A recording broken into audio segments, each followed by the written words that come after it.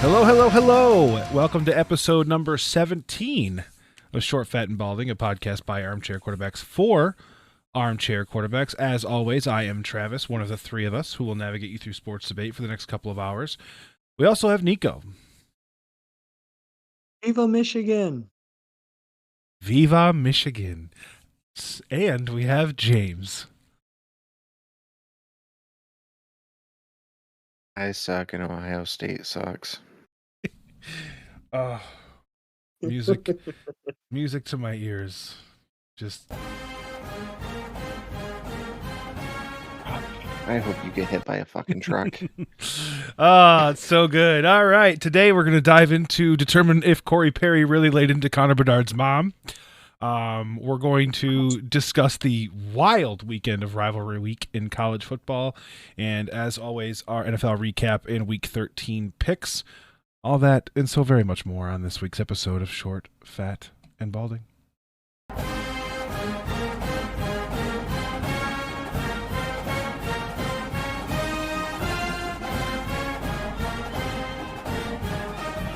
Alrighty, boys. How was your Thanksgiving? Pretty good. Yeah, it was a good day. It was a good day, good weekend for everybody except for James. Yeah. It's a rough weekend for you, buddy. It's been a rough couple weeks for football for me. Yeah, it really has. R.I.P. R.I.P. all your hopes and dreams because they came down to a shattering conclusion. Although if this weekend goes a certain direction, you could have hope again. It's plausible. It's already happened once.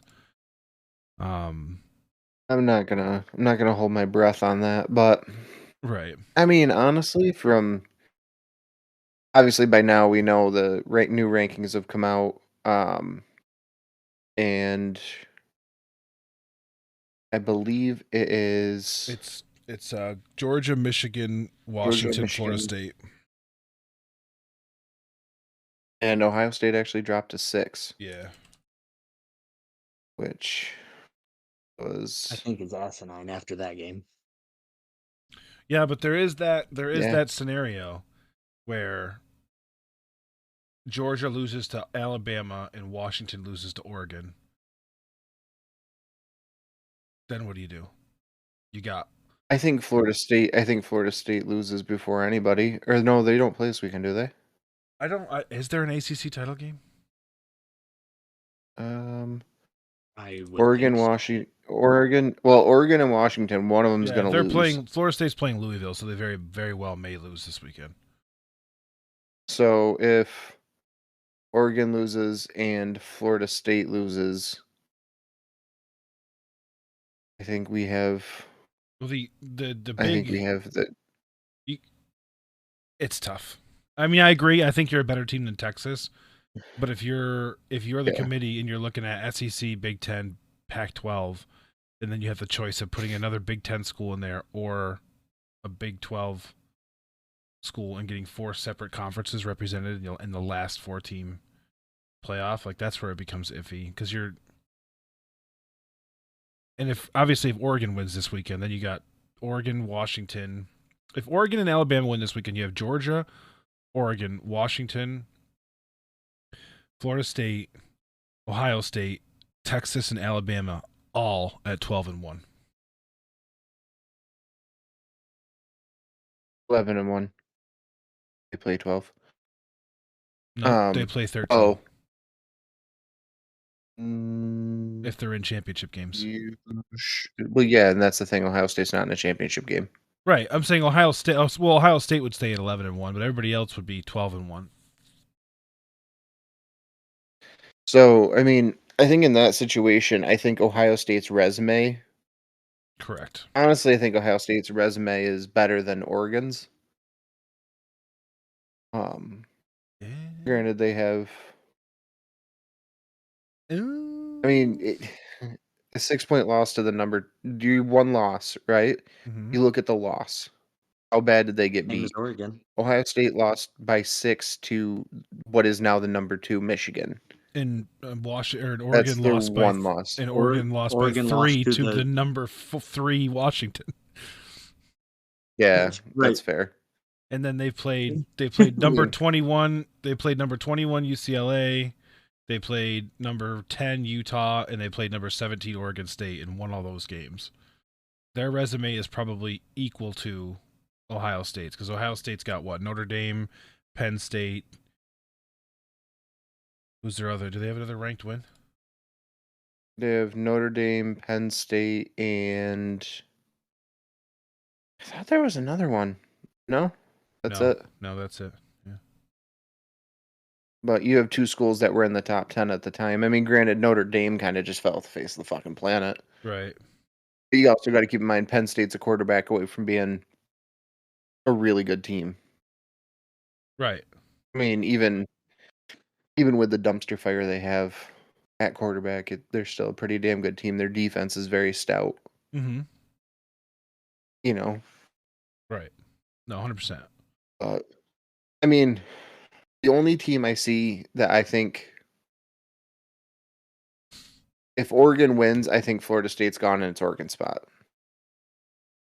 No question. But then you have to look at who has Washington You played. don't think they jump Washington? If they beat Washington, absolutely they jump Washington. It becomes who if Oregon beats Washington, assuming that Georgia wins out, then it becomes a who gets the 4 spot. That's where the debate comes in, because you have those. I would see it as Whoa, what the fuck? Georgia, Michigan, Oregon, Washington. Yeah, especially if Florida State loses, I think that's the way. That's what I would do, just because both Oregon and Washington have played more ranked opponents. I mean, the Pac-12, if you go by top 25 teams, was the best conference in football this year. So when you take that into account, but they're not going to. I just don't see, especially if Texas wins, I don't see the committee putting 2 from the same conference in the college football playoff. If they have a handful of 1-loss teams to choose from, they're putting Texas in. That's just my personal belief. If they can have all 4 of the major conferences represented, they're going to do that. Let's be honest here. If Bama beats Georgia, I honestly think they're going to put Bama and Georgia in. Oh, they will. They will. 100%. 100%. It'll be any other team Michigan in the country would get knocked out of the fucking top 4 on a loss, and Georgia will drop to number 2, and Michigan and fucking Washington will drop down, and Alabama will come in at number 4, or vice versa. Georgia will go to 4. Guaranteed. It'll be ridiculous. Which, it's a joke. Yeah, it's just a fucking That's joke. the world we live in. That's why next year is going to be better with 12 teams. Fuck yeah. Well, it'll be nice too, because college football, I mean, if you look at the 1-loss teams, I think honestly in the playoff, I think any of those teams could win. I mean, yeah, I hate to say it. I think Bama has, you put, let me look at the rankings. Right now, if you look at the top 12, you got Oklahoma at 10-2, Mississippi at 10-2, Penn State 10-2, Missouri 10-2, Alabama, Texas, Ohio State, Oregon all at 11-1, Florida State, Washington, Michigan, Georgia all at 12-0. And I do absolutely believe that Ole Miss or Penn State could beat Michigan, Washington, Georgia on any given Saturday. And when it comes down to one game, they could win that game. Mm-hmm. So I think honestly, I think because a lot of college football rides on you can't lose a game. And there's years where there's been a team who lost a game, or whether it was just you show up and have a bad day. A lot of those teams then get dropped out of the top 10, and it's like, okay, but that team could literally dog walk 3/4 of the team in the top 10. Right. So you can't, you're relying too much on that one loss. I think if you look at who did Texas lose to? Oklahoma. Mm-hmm. 34-30. Rivalry game. Yep. Red River rivalry. And you have it right now, so if that was the case, it would be Oklahoma would be in versus Texas, who's now 11-1. Right. I just, and it's any given Saturday for college football. You sleep wrong, wake up with a sore back. You can literally lose your ranking if your quarterback just woke up on the wrong side of the bed or, you know, slipped on something, slipped in the shower at home and all of a sudden his quad's tight. Mm-hmm. You can lose that game now. I think there's too much reliance on going undefeated. There's too much reliance on just I don't know that, and I think with the 12 teams, you'll also have teams more likely to play ranked opponents. You know what I'm saying? Right, because there's less of a risk. Like, You're going to get better matchups in yeah. the So regular like, season. so instead of like Ohio State opening up with Indiana, Youngstown State, and Western Kentucky, I'd like to see them open up with Oregon, Texas, Florida State. You know what I'm saying? Schools that are gonna be there. Like you can risk that one or two losses and still have a realistic shot at it, depending on the rest of your schedule. Right. But I also think if you finish the season beforehand in, I think even if you will go by the 12 team standard. Actually, I think it should be top 10 no matter what. You should be forced to play other teams. Like the whole, you know, these teams that are perennially ranked in the top 10 playing FCS schools and Mountain West schools and shit. Like, come on. You want to slap one or two on your schedule, whatever. But there's no reason. Look, we'll just look at Georgia because they're right here. There's no reason Georgia should be playing UT Martin, Ball State, UAB, Vanderbilt. I guess you consider another one, but their baseball team's fucking good. Yeah, but they're in the SEC. You know what I'm so saying? It's Like, a conference game. or UAB. No, Vanderbilt. Oh, okay. No, but like I'm saying, they shouldn't be playing UT Martin, Ball State, and UAB. No, I agree. Just Like, there's I schools get it. I get it's a payday for those schools, but what benefit does it have other than Georgia just securing? Okay, we've got 3 lockdown wins. Okay, that's fine, but you replace those with, Michigan, Washington, Ohio State. I don't think Georgia comes out of that unscathed. No. And the whole premise of, and I think that's why we see a lot of busts in college or in pro football making the switch, because you can be good 3 games a year and then beat up on trash teams the rest. Mm-hmm. So now you have 3 regular games. I mean, look at Caleb Williams. Beginning of the year, everybody's talking about how great he is, how great he is, how great he is. He beat up on bad teams. I'm convinced Caleb Williams tanked himself. He saw the teams that were in the running for him. He was like, no. But like, you know what I'm saying? Like, I think that's where a lot of the problems come is like if you put, who's a good bust lately? Who's a good bust? Bryce Young? Yeah. Bryce Young. Okay, so Bryce Young plays Penn State's defense, Ohio State's defense, and Michigan's defense, right? Mm-hmm. He ain't looking so good. Right. You know what I'm saying? We're like, I think Big Ten quarterbacks are kind of set up for success because the Big Ten's The Big Ten is always the been closest conference to like pro style offenses. Yes, I agree 100%. And not to mention you have, I think the better defenses they're within the Big Ten, not just this year, but in the recent past.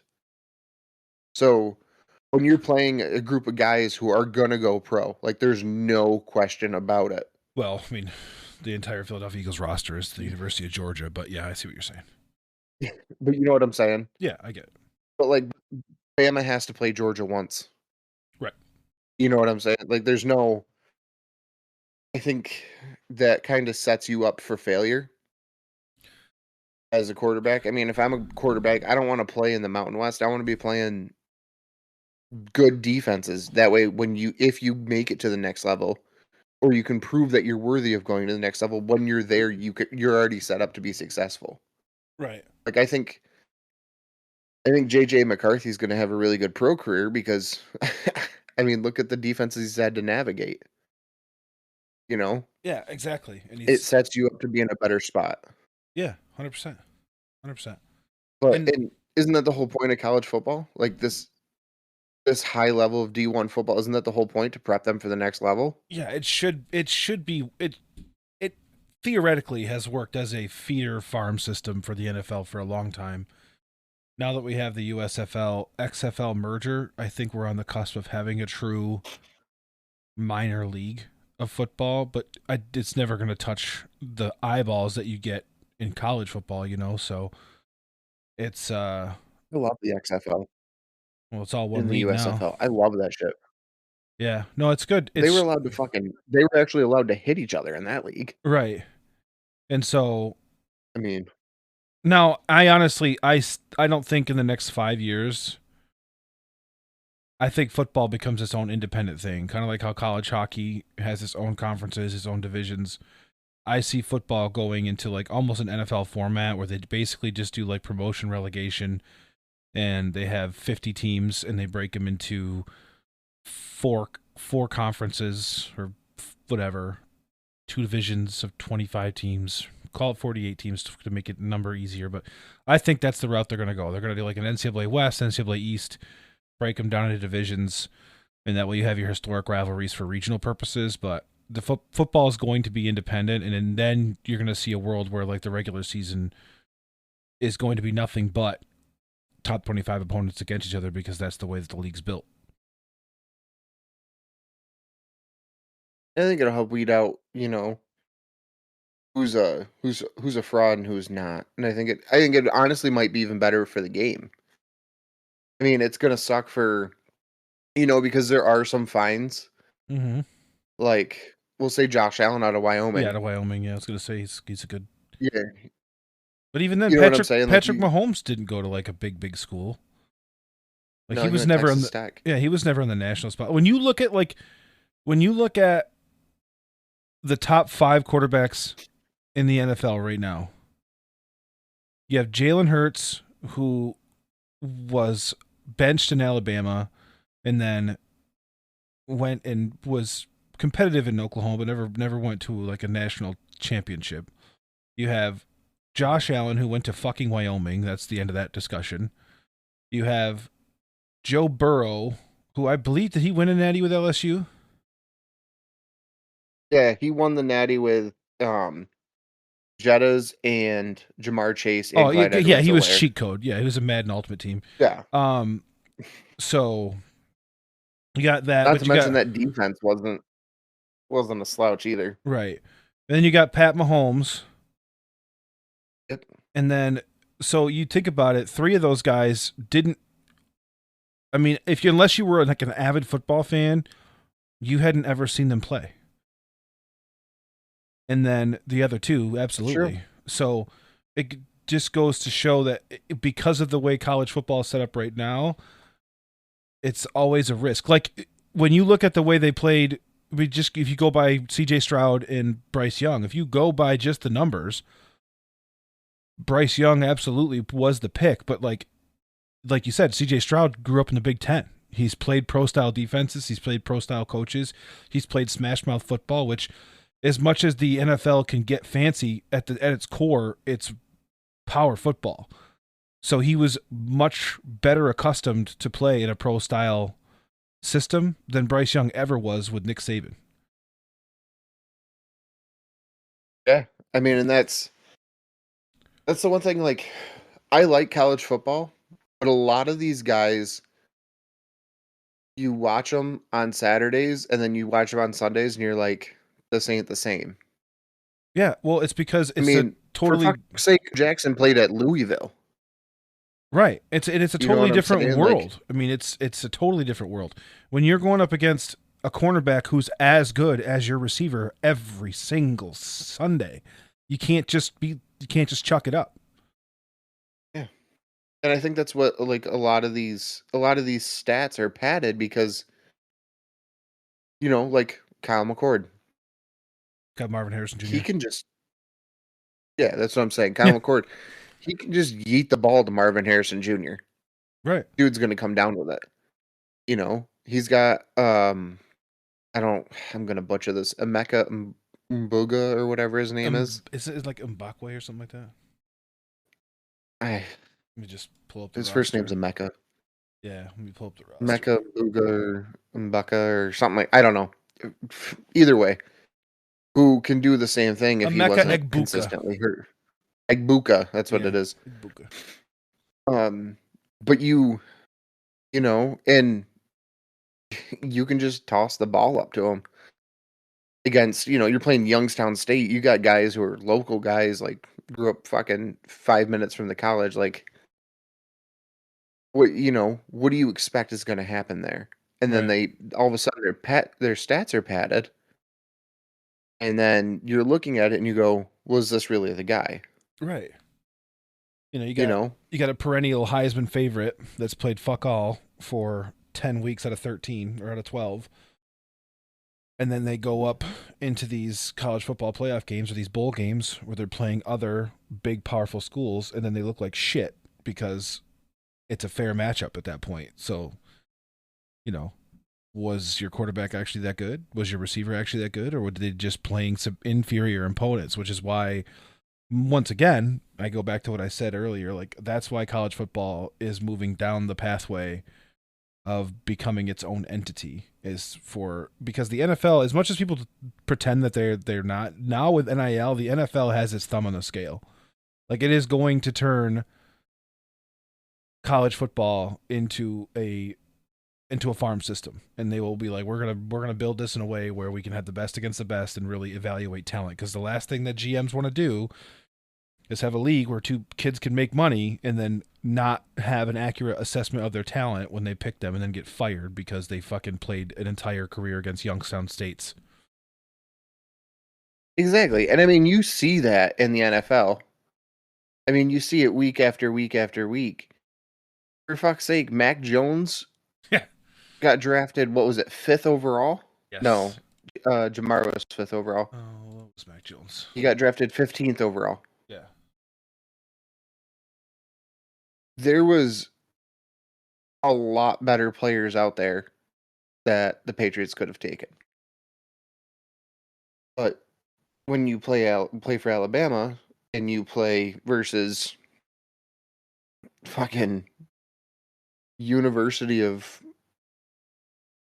fucking Georgia Southern, what do you?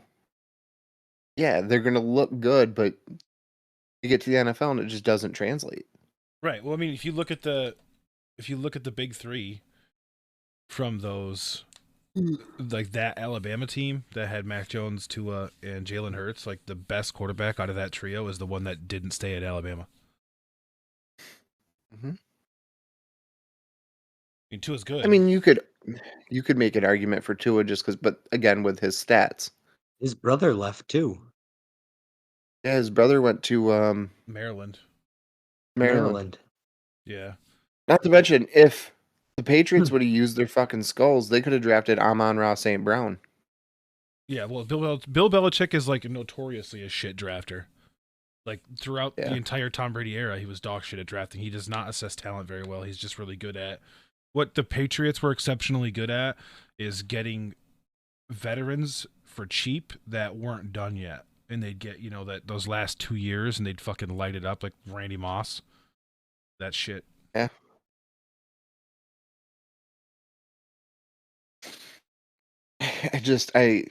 I'm tired of seeing these guys come into the league and you can tell they're just not prepared. No, yeah, absolutely. And you get your hopes up.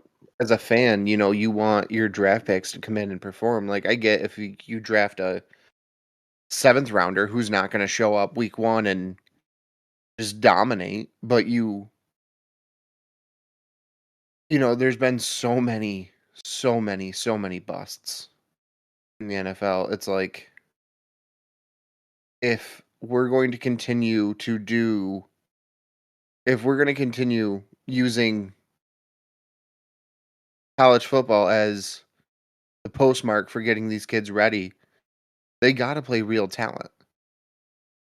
I mean, that's just from a fan's perspective. I'm sure GMs across the fucking league would agree with me. Mm-hmm. But, I don't want to waste my 15th overall pick on fucking Mac Jones. Or waste a 3rd rounder on Ian Book and pray that it's going to turn out. You know, I don't know. If I was a GM, I'd run a weird ass team, but Who the fuck wrote I that? would just be trading all my draft picks. Alabama has in all their history they have two Hall of Fame quarterbacks, but they're fucking old. Joe Namath and Bart Starr. Yeah. They haven't had anybody. I'm pretty sure they retired before we were born. Their So, their highest skilled current quarterback is AJ McCarron. who I need Cincinnati just to fucking give the man a shot. Right. Just give the man a shot, dude. Like, just.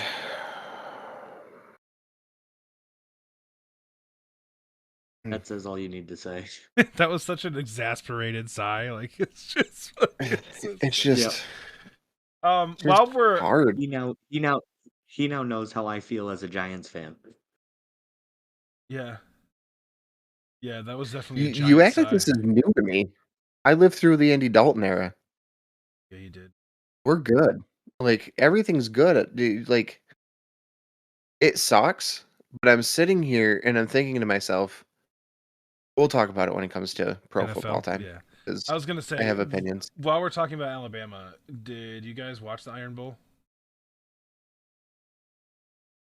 I did not. No. Alabama had no business winning the football game. Yeah, well, Alabama's still going to win every game they fucking play. They won 27-24 over Auburn on like the last second. Florida went up 12-0 on Florida State and lost that game 24-15. Trash. Washington barely got by Washington Street. What the fuck? State. And then, notably, on the other side of the spectrum, Oregon beat Oregon State 31-7. So I think Oregon's on the up and Washington's on the down. Really sad thing out of that game, though, was the as time expired, the two mascots were like arm in arm because it's the last time the Civil War will occur until they can like figure out the schedule for whatever conference Oregon State goes to. Yeah. Just so very sad because I love that rivalry. Number one, I think Oregon State has the greatest beaver logo ever. How many beaver logos are there? Well, I'm counting Minnesota because a gopher is just a land beaver. Oh, not that beavers are particularly aquatic. You know, like they are obviously, but like they don't like live in the water. But we'll call them forest beavers. I don't know. Beavers are in the forest. I don't know. You know what I'm saying? They're beavers that aren't beavers. I don't. I make sense in my head, Nico, and that's all that fucking matters. It's not going to matter to our tens of followers. 20s of followers. Yeah. We're growing. I'm gonna Google best beaver logos real quick. Oh, I'm already on it. Don't you worry. Oh But my let God, me tell you, too. Yeah, Oregon State, duh. The 1951 to 1998 was not good. Well, no. Have you seen any of the old college logos? They're awful. Oh my God. Is that the one where he has the little hat on? Yeah. Oh, I want that. I want that tattooed on me. Oh God. Screw it, you won't. I won't. If we ever get to that point of income, though, I will make a tattoo bet. Travis. Yeah, absolutely. I need you to Google Babson State College. Bro, I knew for a fact that I was going to see a fucking Buc-ee's logo. I knew it. I just knew it when I Googled best beaver logos. I knew I was going to see a fucking Buc-ee's logo. Babson State? Or Babson University. Come on. Okay, well, I'm getting a Babson College, which is a tall ship of a kind. That is a marmot. That's not a beaver. What? So time out. You don't Time know out. what a Time out. marmot is? So marmots aren't beavers, but gophers are. Correct. Okay. I just the science shows. There I guess, is on there that one. there is no rhyme or reason. I'm gonna be honest with you. There is no rhyme or reason. It's just how I feel. When I see a gopher, I think friendly beaver. When I see a marmot, I think rat. So I don't have any reason for it. It's just my personal philosophy. And when I inevitably cut this audio and put it on TikTok, I know for a fact I'm going to have like biology majors tell me I'm actually fucking on the spectrum. We knew that, though. You cannot convince me that Buc-ee's didn't pay the University of Minnesota to put their logo on their helmets. You just can't do it. You can't convince me. That's my conspiracy theory of the year. That's my tinfoil hat. Buc-ee's paid $25 million for exclusive advertising rights on Minnesota's helmets, and no one even noticed. Also, I went to a Buc-ee's this weekend. It's fucking awesome. I got little hoodies. I got little hoodies for the dogs. Little Buc-ee's hoodies. And I also got a little bandana for Molly that says Bark Patrol. It's like Park Patrol. But it's for the Smoky Mountains National Park. Who hates puns? It was actually an acronym. It wasn't a pun. Bark stood for like be a good thing. I can't remember what the acronym was, but it was an acronym. Anyway, so she had that, so that but I also, so let me just explain to you. I got that. We got like assorted interior decoration knickknacks that had nothing to do with Buc-ee's at all. They were just like there. They also had like an entire Columbia clothing section, and while you're doing that, you can also just go get yourself a delicious pulled pork or brisket sandwich.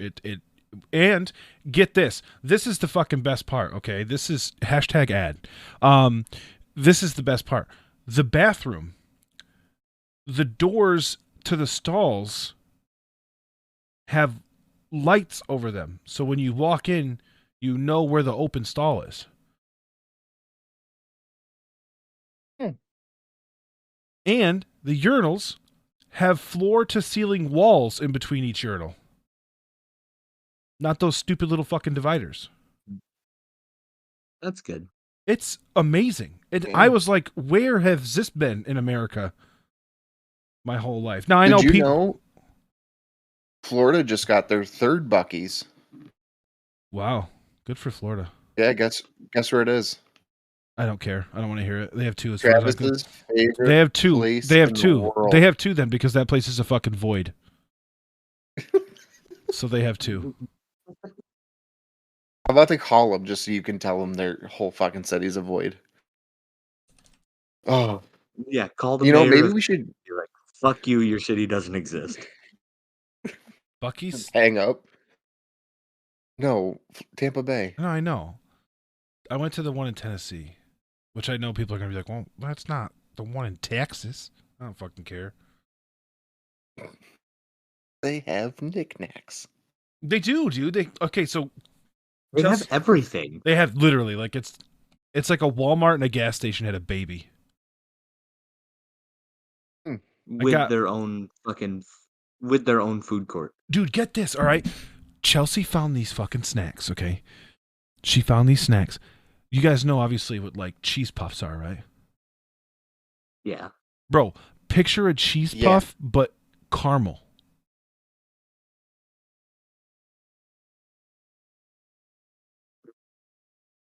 You guys going back anytime soon, or? I mean, my parents live there, so, I mean, probably. I have a quarter of the bag left if you want to try them. Yeah, well, next time you go, I'm going to send you with $50. I need assorted knickknacks and those caramel things. Do you want a hoodie for your dog, too?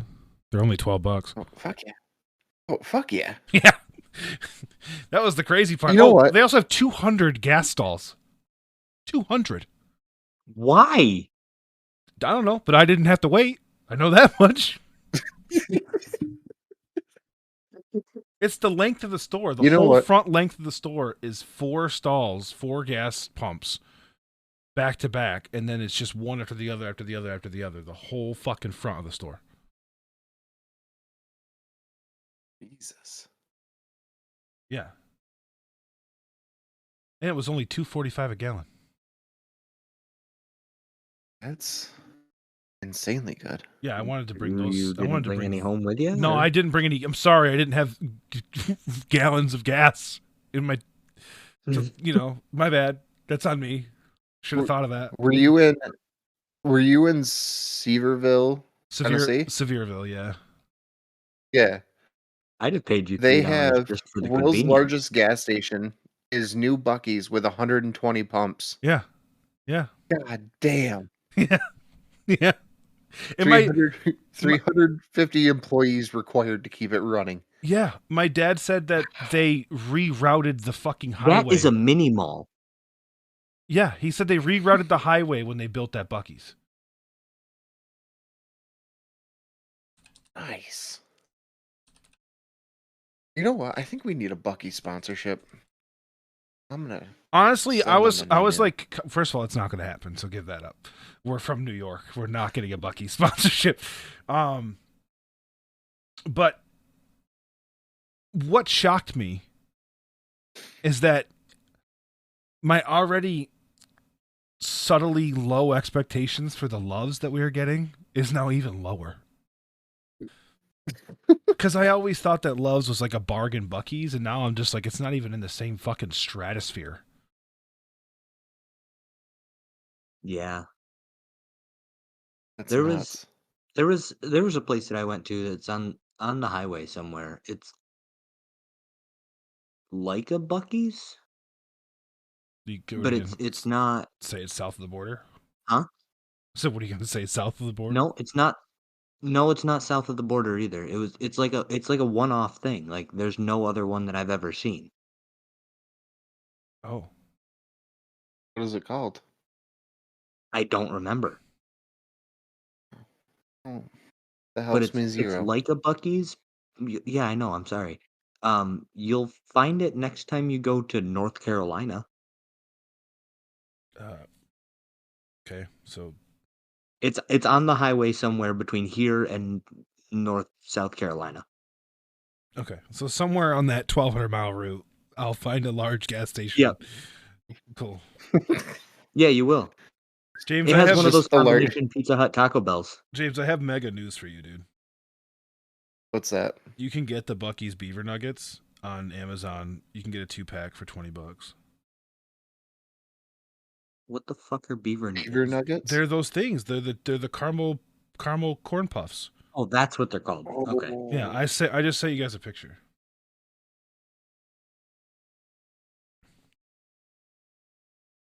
How did we get here? Oh, Minnesota, the Golden Gophers, Right. the Buc-ee's sponsorship. Gotcha. Understood. The Minnesota fighting Chuck E. Cheese's. Yeah. Oh my God! Mechanical Rat and Child Casino. That's where I want to be buried when I die.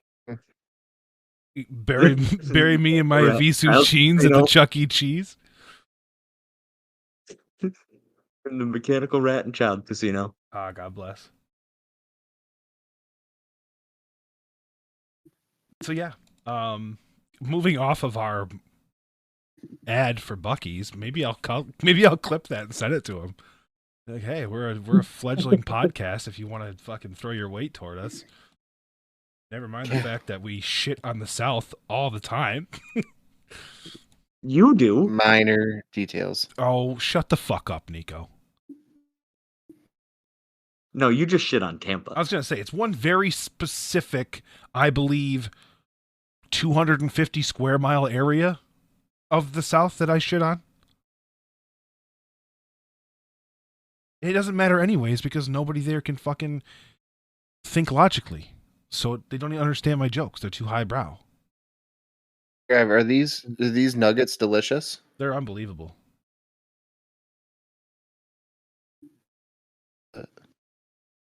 like it's a fair warning that like when you get them, you might go back into your Amazon app and just set up automatic shipments.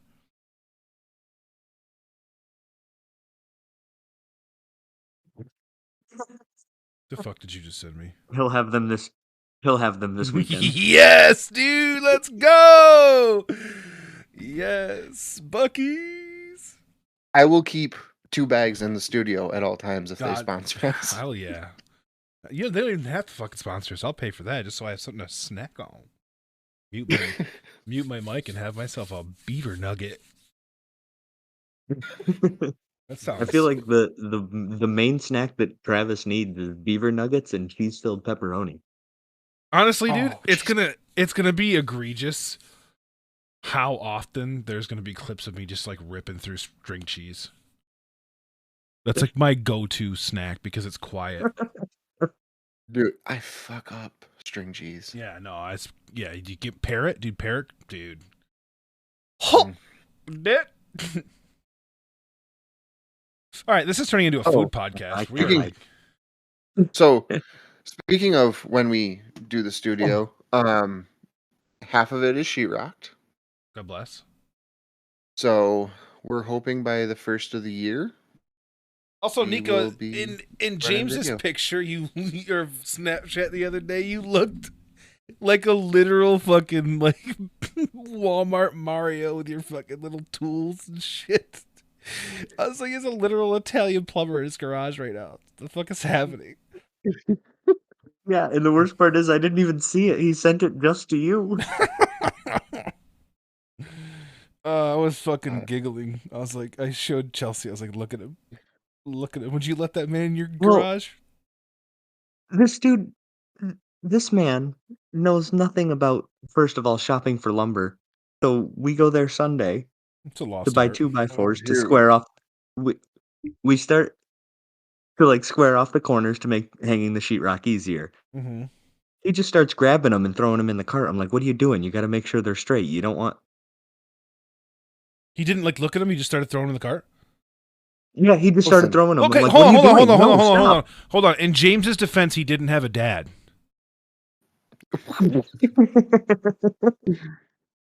What had happened was, you see, listen, I was just trying to get the fuck out of there. Why?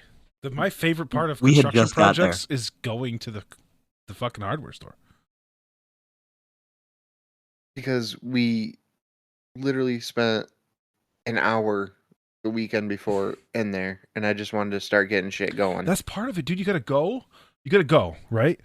And then you gotta like grab a coffee on the way, and then you gotta find somebody else who's in the wood aisle with you, and then talk to them about their project, and then bitch about like the fact that lumber prices have gone up a ridiculous amount, and then joke about the fact that like Gen Z couldn't do this shit, and then you make friends and you talk about Carhartt pants or something. I don't fucking know. This is all a fantasy in my head, but or Dickies. Yeah, Dickies.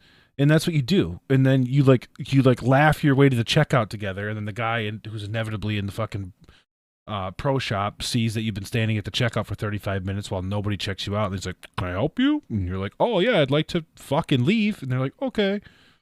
That's my typical Lowe's trip.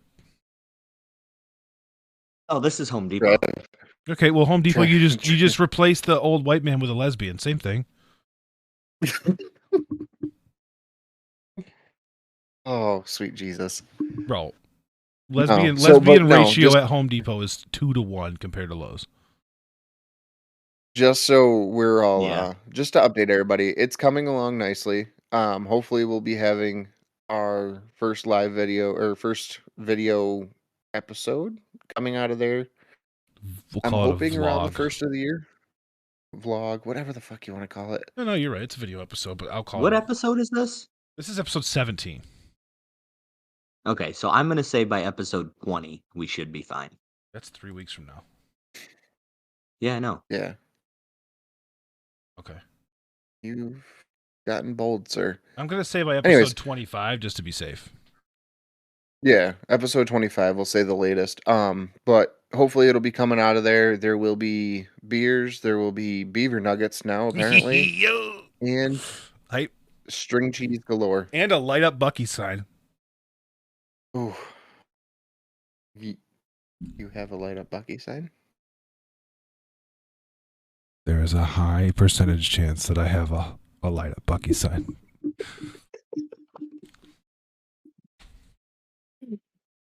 Oh. I fucking love that little beaver, man.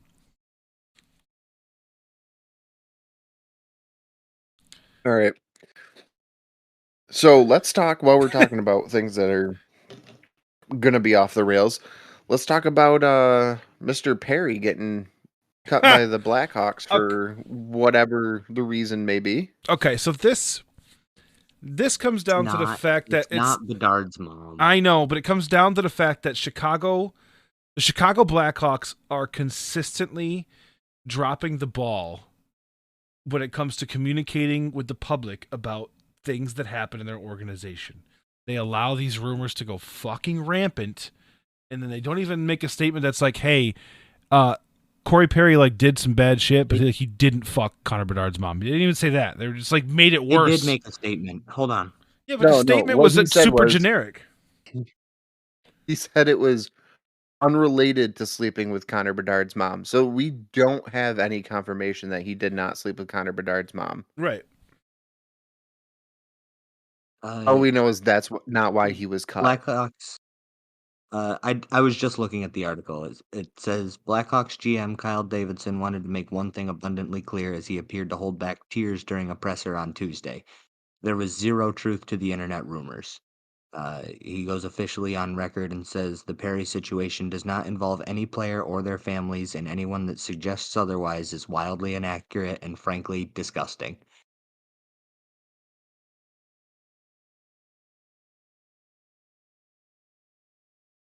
Yeah, well, but that happened because they didn't say shit for 6 days. They just healthy scratched him and then let the fucking internet run amok.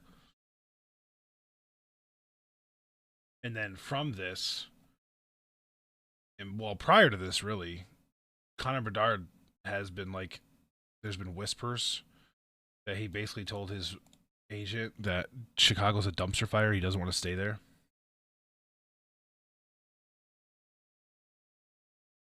Yeah. So be it. I guess the Blackhawks culture he's unhappy with. Yeah, like he just said that he doesn't think that they handle shit like correctly, and that it's like from the top down. Doesn't really want to be like the face of an organization that's that unhinged. I don't blame him one bit. Yeah. Yeah, I mean, especially a young guy coming in, he's got a lot of expectations, and you can't blame him for wanting to be put in a good situation.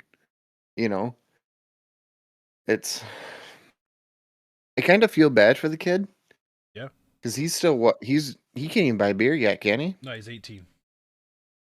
Yeah, so perfect. Out of high school, if you put me in a big city and told me to play a sport and excel at it, that pressure alone is enough to break somebody, and then you're put in a team where the culture is just not right for you.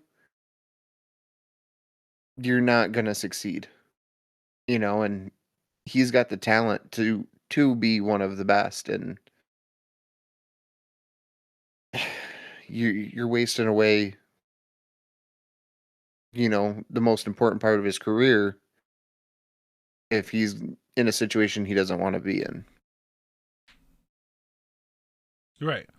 Which is why I'm starting the petition now. Bring Bedard to Broadway.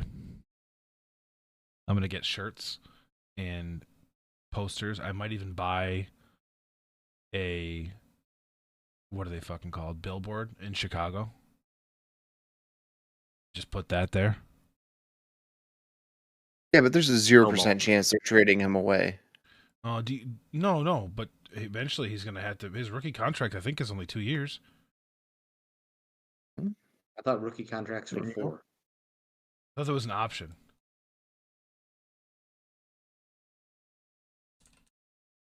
I couldn't tell you. There's one way to solve this.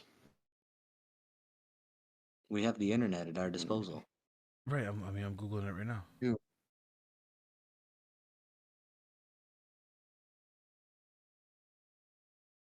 I like how I type in Connor Bedard and the first thing that pops up is fucking. It's 3 years, 13 million is his rookie contract. He's an RFA in 2026. At 21 years old. Yep.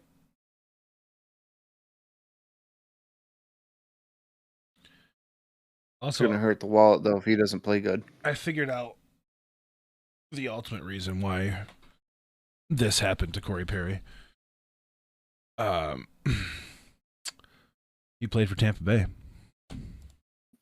Oh. Yep. That's got to be it. So it's not even really Chicago's fault. It's just he's just a piece of trash. He's from Tampa Bay. He went into that cesspool for 5 minutes and got the ick. Now look at him. Yeah. Man, it is a bad year for men with the last name Perry. What? He's talking about Matthew Perry. Oh, Jesus Christ. I guess those could go one and the same. They really can't. Right. Matthew Perry was an unbelievable human being. Corey Perry played for Tampa Bay. Right. So. It's a big giant disappointment. Yeah, it's controversial take. Friends isn't even all that good. I don't think that's super controversial, especially for our generation. I think if you take the laugh tracks off the show, it's not funny at all. There's like some funny scenes, but I don't think it's very funny. Right. But we also like we're 10 years younger than like their target demographic. Like Friends was big with like my older sisters. I love Friends. What are you talking about? Friends was. But did you love Friends when you were growing up, or did you love Friends for the sense of nostalgia when it was put on Netflix? Yes and yes. Bullshit that you watched Friends. You're like 7 when that fucking show was canceled. No, I wasn't. Dude. There's no way. I remember watching. No, we're not going to talk about this on here. We'll talk about it after. What? You were born in 93, right? Yeah. So you were 9. Yeah. So you did not grow up watching Friends, dude. I was 12 on the date of the last episode. Either way, I watched it enough for me to cry during the season finale. Series finale. You didn't cry during the series finale because the show was fucking good. You cried because it was the culmination of all the fucking mistakes your family had made. You realized that.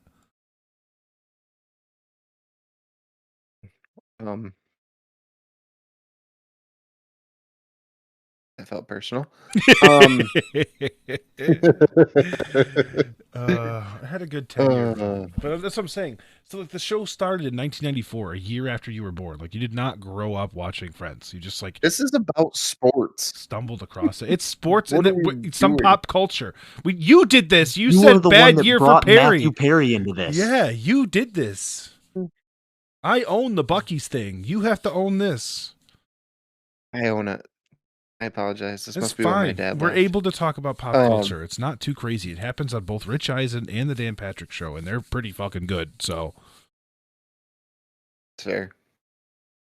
Anyways, all right. So what are we first segueing into now? First of all, we're going to talk about the championship weekend for college football.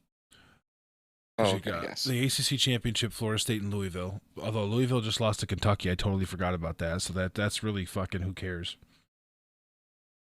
What are you texting? Yeah.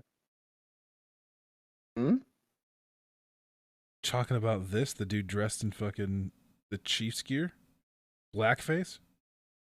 I was talking about the blackface. Oh, what's black and red face? It's still 2023. Oregon versus Washington in Las Vegas. Winner of that obviously locked into the playoff. Yeah. Go Ducks. New Mexico State versus Liberty for the I think, Conference USA championship in a city that shouldn't exist, Lynchburg, Virginia. I can't believe. Whatever. This is too late to change Oh, that. we're still doing that? Yeah, That's right. that segues right into That's the Chiefs spot. fan. That's the spot. You got oh my god, you've got Michigan versus Iowa. This is ridiculous. Michigan How did versus Iowa make it to a championship game? They're 10-2. Yeah, but they have a grand total of like 50 yards of offense this whole Yeah, year. they scored 38 points. Their leading passer doesn't even have 1,000 yards passing, I know. and he's got more picks than touchdowns. So get this. This is a championship game, right? This is a championship game for a fucking Power 5 conference. The Michigan Wolverines are favored by 23.5 points. And the over-under is 35.5, which means they're basically saying Michigan's going to win that game like 28-7. Wasn't the if I remember correctly, was it Iowa and Nebraska that had the over/under set at 24.5? And they went under? 13-10. And they were still under? Yeah. 13-10 was the final score. Yeah. The highest scoring game of the year for Iowa was 41-10 against Western Michigan.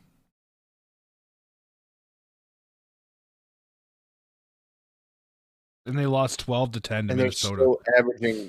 They're still averaging less than fucking 20 points a game. I'm going to read to you, out of their last 5 games, I'm going to read to you 4 of the scores. So they host Minnesota and lose 12-10. They host Northwestern and win 10-7. They host Illinois and win 15-13. And they go to Nebraska and win 13-10.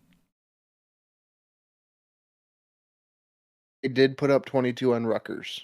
They did. They won that game 22-0, which still miraculously, because of the nothing, made it to the under. So I'm not gonna lie to you. I am fully. I may place a bet this weekend They that hammer the under. Iowa has less than 5 yards of total offense by the end of the game. Hammer the under. Yeah. So that's a 23.5 point. But either way, Oklahoma State and Texas for the Big 12 championship in Arlington, Texas. Texas favored by 14. It reminds me of that guy who plays Madden and does like the ultimate team, and his offenses overall is like 54, but his defenses overall is like 99. Yeah. Yeah. They're just a really good defensive football team. That is it. The SEC championship, Georgia, Alabama in Atlanta. Georgia favored by a touchdown. The number one game on everybody's list, the American Athletic Championship, SMU versus Tulane at Yelman Stadium in New Orleans. Tulane favored by 4. Wait a minute. They're playing at a stadium in New Orleans in a championship game, and they couldn't even rent out the fucking, I think, whatever it's called now, the Superdome. The Superdome? Pretty sure Yelman Stadium is Tulane Stadium. Yeah, it is. It's Tulane Stadium. So is that what happens? I'm sure in those conferences that have like no fucking money, they can't rent out the fucking Mercedes-Benz Survive Katrina Dome. Superdome. Same thing. What? I was just about to say that same exact thing. Wait, no what? No what, Nico? Why are you like this? I don't know. There's a lot of trauma that I keep buried deep down, and I disguise my fucking trauma with dark humor. Do you want to get into the fucking BetterHelp ad? Because I can do that. I mean, I disguise my trauma with dark humor too, but not like that. I don't know what to tell you. I think you just need to learn how to cope better. My therapist. Nico. I had a fantastic therapist. Mine was really good too. Capping it off, because No, there's 3 games at 8 p.m. Who scheduled this? What the fuck? Pac-12. Probably the same people that put Ohio State, Michigan at fucking noon. Yeah, the Pac-12, Big Ten. We've already went and over ACC. why that was at noon. Yeah, well, I hate to break it to you, Nico, but they have fucking lights now. Okay, it's not 1936 anymore. And it was arguably the best game of the week. Yeah, I would say that or the Iron Bowl. But yeah, so ACC Championship, Florida State, Louisville, playing where the fucking Panthers game, which will inevitably be the best game that's happened in that stadium in fucking 3 years. FSU only favored by 2.5, so closer little matchup there, despite the fact that Louisville got beat by a basketball school. Yeah. So yeah, it seems to be a fun little Saturday. Everything kicks off at noon with the Big 12, and then you got 2 games at 4:00, the SEC and the American Athletic Championship, and then 3 games at 4:00 or 8:00, and then nobody really gives a fuck about the Conference USA Championship. I mean, Liberty's going for 13-0, but that's still going to get them in like the fucking Duke's mayonnaise, fucking Carolina Bowl. Like, who cares? I think I'm actually going to watch that game just out of spite. Go ahead. Yeah. Go ahead. I mean, I probably will too. It's on CBS. I'll definitely like stumble across it, but it's an hour. It's gonna kill the void because the game's at 4:00. The SEC Championship. We're all gonna watch that, and we're all gonna fucking root for Alabama for the first time in our lives because the only thing that would be better than that is if a fucking explosive went off in the stadium and both teams couldn't compete. Nobody dies. It just causes a situation where neither of them can compete. So that's at 4:00. Yeah. You got the Big 12 at noon. You got the fucking SEC at 4, and then you have nothing until 8:00 when those 3 other conferences go off. So at 7:00, when you're sitting there itching, you're gonna turn it on. Liberty and New Mexico State, dude. You're gonna virtually travel your way to Lynchburg, Virginia, a real place with the name Lynchburg. And you're going to watch Liberty and New Mexico State. New Mexico State, by the way, the team that got paid $1.6 million to dog walk the University of Auburn. So they could very well dog walk got Liberty. Paid to dog walk Auburn? Yeah, Auburn God. paid them $1.6 million to come and be that weird fucking SEC schedule thing where like in week 10 they play a nobody school, and then they beat them like 36-0 or something like that. Some ridiculous fucking score. Let me just check their schedule. Jesus Christ. Yeah, they beat them 31-10. They just fucking hammered them.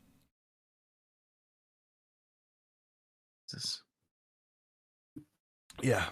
So look out, Liberty. I think, personally, that's money well spent, if you ask me. Yeah, absolutely. I mean,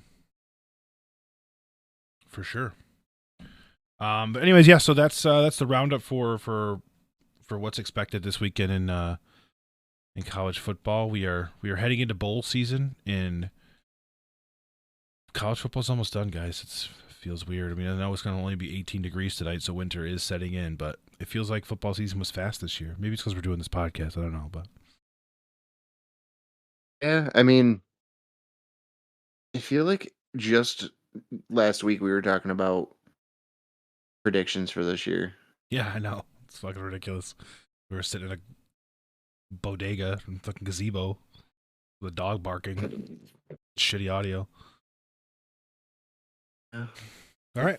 Well, let's take a little break, and then we'll dive into what happened this week in the NFL, and moreover, what's going to happen next week in the NFL. We'll be right back.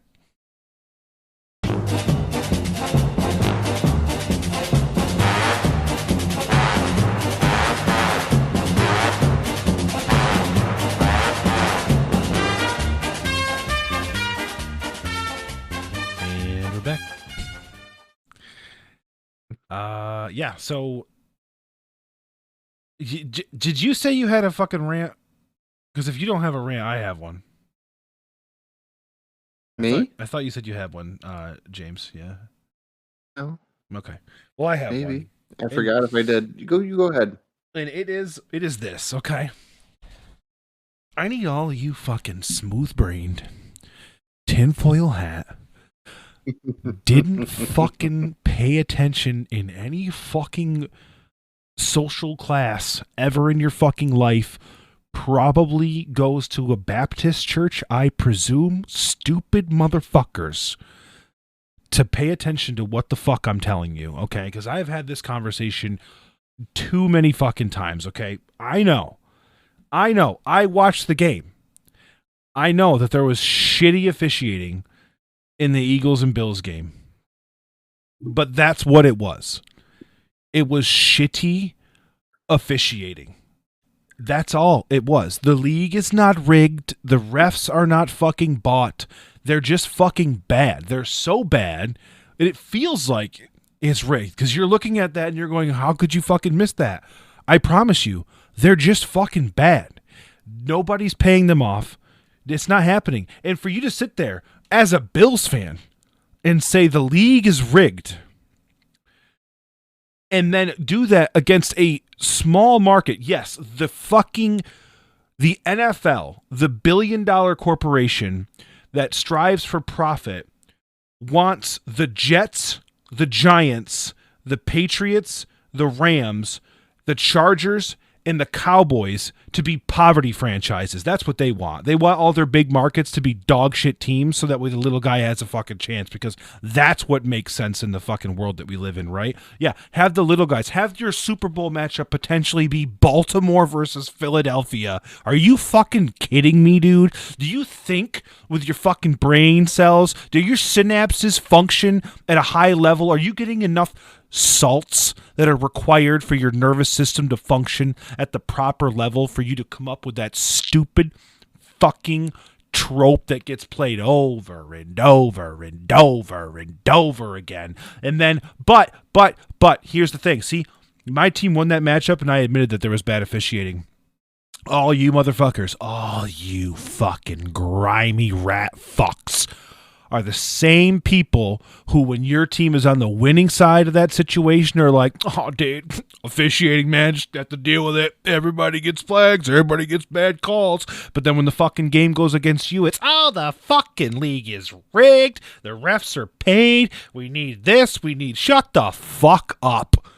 I hate the average fucking sports fan, man. You fucking repeat the same fucking bullshit over and over and over again, and I'm so fucking tired of it. Wake up in the morning, have your fucking coffee or your energy drink, or fucking do a bump of Coke and accept the fact that the NFL continues to have mediocre officiating because they will not invest in a full-time officiating crew who constantly practices, has constant reviews, and holds themselves to an accountable standard. Instead, they're going to laugh their way to the bank while you cry and fucking moan and give them clicks on the fucking internet, and they get all this traffic because somebody missed a pass interference call that was egregious with 2 minutes and 37 seconds left in the game, and you think that Roger Goodell is sitting there jerking off to the fact that your fucking shit market team lost at the very end, and it's fucking what he wants. Grow the fuck up. End rant.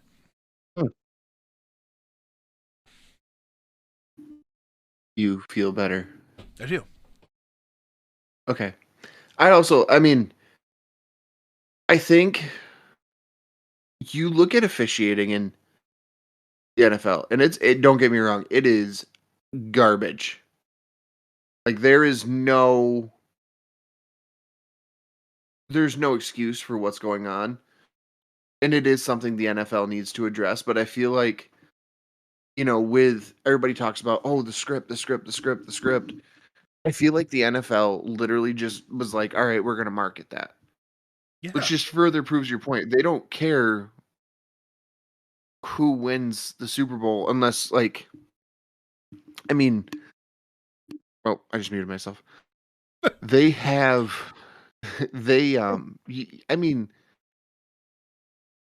there are faces of the NFL, but people have got to understand, like, a smaller market team or a team that doesn't normally, so let's put it this way. When the Bengals went to the Super Bowl, Mm-hmm. do you know how many Bengals fans spent obscene amounts of money on tickets just to see that team in the Super Bowl. Right. What good does it do to keep having the same teams play in it over and over again and keep pushing the same? You're not making new money, Right. you know? And the NFL, the teams benefit when their teams make playoff pushes. Like when the Bengals won the AFC Championship, I went on that night and bought the hat and the shirt Right. just because it's Yeah. there. And when the fucking Patriots are going to their 10th Super Bowl in 20 years, they're not buying that shit. Those fans No, aren't they buying that still shit. got They're the one just used from to it. yeah. So if anything, the NFL would want Buffalo of all teams in the Super Bowl. You know how much money Bills Mafia would bring? Right. You know? And I get some of the calls are just super fucking egregious. Like you look at the Saints playoff game. I can't remember who they were playing. But the guy got they're fucking playing the Vikings. railroaded. Yeah. He got railroaded and that didn't get thrown. That wasn't the league saying I don't want the Saints in the Super Bowl. That was just trash officiating, and we need to understand that officiating sucks. Right. Don't get me wrong; they're human. They're gonna make mistakes. There's gonna be missed things. When you have 22 guys running full speed on a field, you're not gonna catch every little thing. Well, it's the old adage: there's holding on every play. There is. Yeah. There literally is. And if you're complaining about the other team doing it, your team's doing it too. Just a Right. heads up, like just to let you in on that. There are some that are super egregious that get missed. There are things that get thrown flags on and you're going, where? Yeah, or things that don't get thrown. Like, Like I'll admit, like Darius Slay absolutely should have been called for pass interference. Sure. And people talk about the AJ Brown fumble versus the Keenan Allen fumble because they both happened, the same day. The only difference between those two plays is what was called in the field. So people forget that about replays. When you're doing a replay, you have to have indisputable evidence to overturn it. So AJ Brown's in real time was called an incomplete pass. They didn't have sufficient evidence to overturn that, so it remained an incomplete pass. Vice versa, Keenan Allen's was called a reception and a fumble. They didn't have sufficient evidence to overturn that. It's one of those bang bang plays where whatever's called on the field is what you're stuck with. Like you can't be like the people on the internet, like NFL, explain the difference between these two things. They're both the same play. Well, the difference is that the person that was making the judgment call right there in real time when this play happens with two people running 16 miles an hour decided that wasn't a catch in that point in time, and a replay couldn't overdo that. Like it's not like they were like, oh well, in this situation we're going to call it differently. It's just they perceived it differently. It's not a different rule, and nobody ever takes that into account. And here, you want to hear something fucking laughable? These fucking Bills fans, man, they're in my fucking DMs. They're chatting me up, and they're saying the league, if you don't, like, they couldn't disrupt what my rant was about. Basically saying that there's no fucking way. Like the officiating is so bad that it's almost to the point of being random. They couldn't refute that. So they said, oh well, they're paid to keep it close. Can I just read off some victories for our Buffalo Bills this year? Because they have the Raiders. They beat 38-10. They had the Commanders. They beat 37-3. They had the Dolphins. They beat 48-20. And then last fucking week, they beat the Jets 32-6. So I don't know if they can tell or not, but those aren't very fucking close games. And this is what I mean. This is the same year we had the Dolphins thump on the Broncos. Yeah, and put up 70-20. The NFL isn't. It's not that it's not fixed. There's no. The fix isn't in on NFL. The officiating's just trash, and I feel like a lot of the problem is the rules they have are discretion calls. So what I call a fumble, you may call a reception. Right. There's no direct way to win around that. I mean, you're essentially having these people, because you're making them have a bunch of discretionary calls, and then you're going, well, they didn't call that in this game. Okay, well, that was completely different people on the other side of the country. Right. What do you think is going to happen? Not everything is the same for everybody. A lot of these rules aren't cookie cutter. And a lot of them and there's aren't. nothing you can do about it. Right. And that's what's good for the sport, though. At the same time, like, I understand Right. there's a lot of calls that people don't like, but you got to understand, like, if a person misses something, it's gonna happen. All Yeah. right, And they're human. it, But don't get me wrong, there are some that are just egregious yeah, but I mean that's every that need to sport. be held Every in sport check. has that problem. I mean, they let Angel Hernandez umpire games for how many years? Right. Yeah, I mean, I think he's still going. He couldn't find a strike zone if he was sitting in it. Right. No, they booted him. Oh, good. Well, but like that's the other thing I was gonna address is that people don't even realize, man, that like we get the privilege of having all the angles, and every call isn't reviewable. You can't. Games would take 6 hours if that was the case. Mhm. So these guys had to make a judgment call in the moment, and yeah, I mean it's just gonna happen. You just can't. There, like you said, there are the egregious ones, and a lot of times the NFL comes out and is like, "No, that was absolutely a missed call," and they just fucking say it up front. Or you'll see a lot of the cases too, and people seem to ignore this too. You have the old makeup call where there's something that's not even fucking close, and they're just like, we're going to throw the penalty because we missed the last one, and everybody kind of accepts it. Nobody argues it. They're like, whatever, okay, you missed that pass interference, and I just barely touched this guy. Whatever. It's 1-1. We'll take it.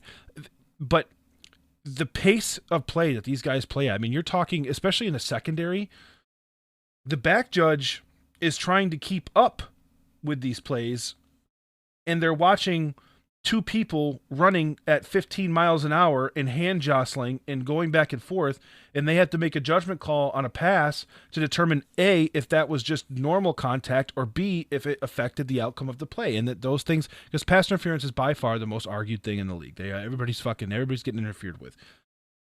It's just ridiculous. And I go to the Josh Allen horse collar thing. Even that, I can see. We watched it in slow motion 500 fucking times. I could see why. Was it Sean Hockley? Is that his name? Is that Ed's son? But yes, I think so. I can see why he doesn't throw the flag there, because it's not a horse collar. Well, it's not by definition, but and so he's correct. But I'm just saying, in terms of what everybody else is seeing, where Hassan's hand gets up in that nameplate area, Josh Allen's going down by the front of his body. So it's natural if you're watching that in real time to say, oh, well, he couldn't have gotten the hand up in the back of the collar because he's pulled down by the front of his body. So that's just a normal tackle. And then you got people fucking up in arms because they think it's almost like the stiff arm situation where they think that if you just touch somebody's face mask, it's a face mask. That's not the rule. You have to like grab the face mask for it to be a face mask. Otherwise, it's hands to the face. On a stiff arm, it doesn't even fucking count. Same thing with the horse collar. You have to put your hand into the collar and pull the person down for it to be a horse collar. Just touching the nameplate of a player isn't a foul. You're missing the key component of that, though. You can grab the back of a player's nameplate and go to the ground with them as long as you're not pulling them backwards. Right. The horse collar that's for backwards tackling. So if I grabbed somebody's collar, if they grab him by the back, Josh Allen did like a fucking backflip. Yeah, it was supposed to stop knee injuries. Then you have a claim. Yeah. Right. And so, but that's he what got it was done for. He got spun around like he got spun around like a fucking rag doll. And so that's just it doesn't matter. It's just not going to be called, and people don't understand the fucking intentional grounding either, because they're like, oh, well, the guy is right there, but the guy was behind the line of scrimmage, so it doesn't count. He didn't get the ball to the line of scrimmage, which is the rule. It doesn't matter if there's a player sitting behind the line of scrimmage. Whatever. I think in that situation, though, I think intentional grounding needs to be looked at, though. In that situation, if you're going to the ground and you're trying to throw it, that ball's not always going to go where you want it to. Right. Well, intentional grounding, I think, is going to have to be looked at by the competition committee for two reasons, because obviously you have situations like that, but also the league is turning into an option league. And how many times this year have you seen quarterbacks get called for intentional grounding because they thought the receiver was doing an out and instead he's doing an in, and they throw the ball to the corner and the receiver's at the fucking post and there's nobody there and they're like, intentional grounding, no receiver in the area, and you're like, no, they just miscommunicated on the fucking play.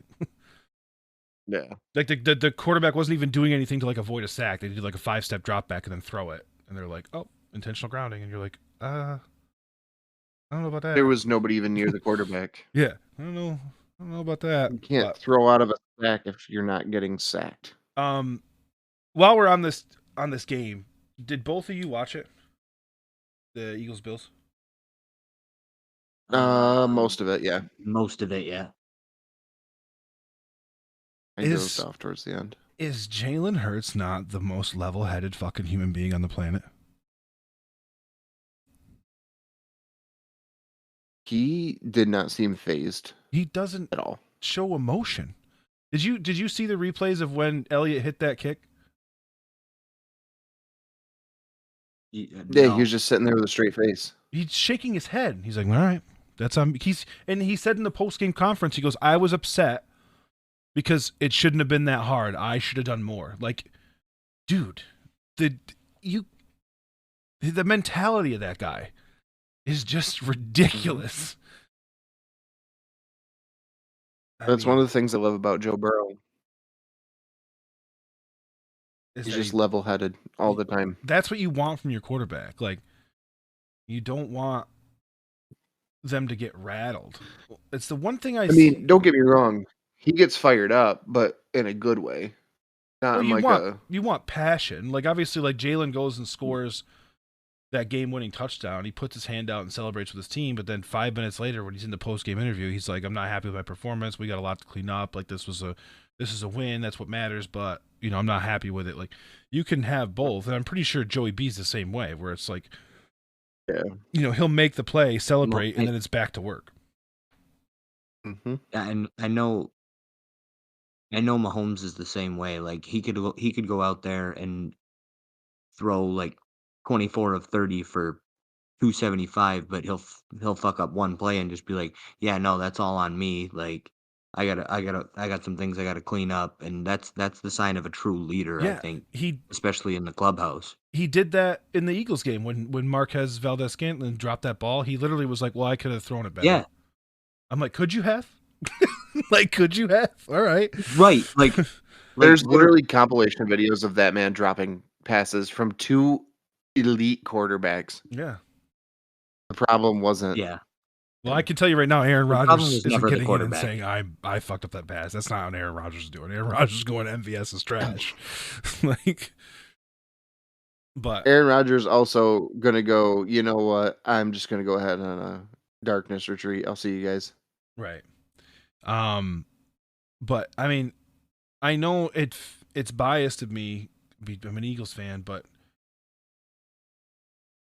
it's one of those things where like Jalen Hurts doesn't look as pretty as Josh Allen or Joe Burrow or Patrick Mahomes, but fuck, I feel good seeing him back there.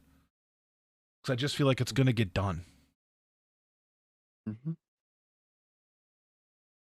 Like, he's the only quarterback I know of that could go through the first half with 33 yards and just absolutely walk a team down the field for a victory.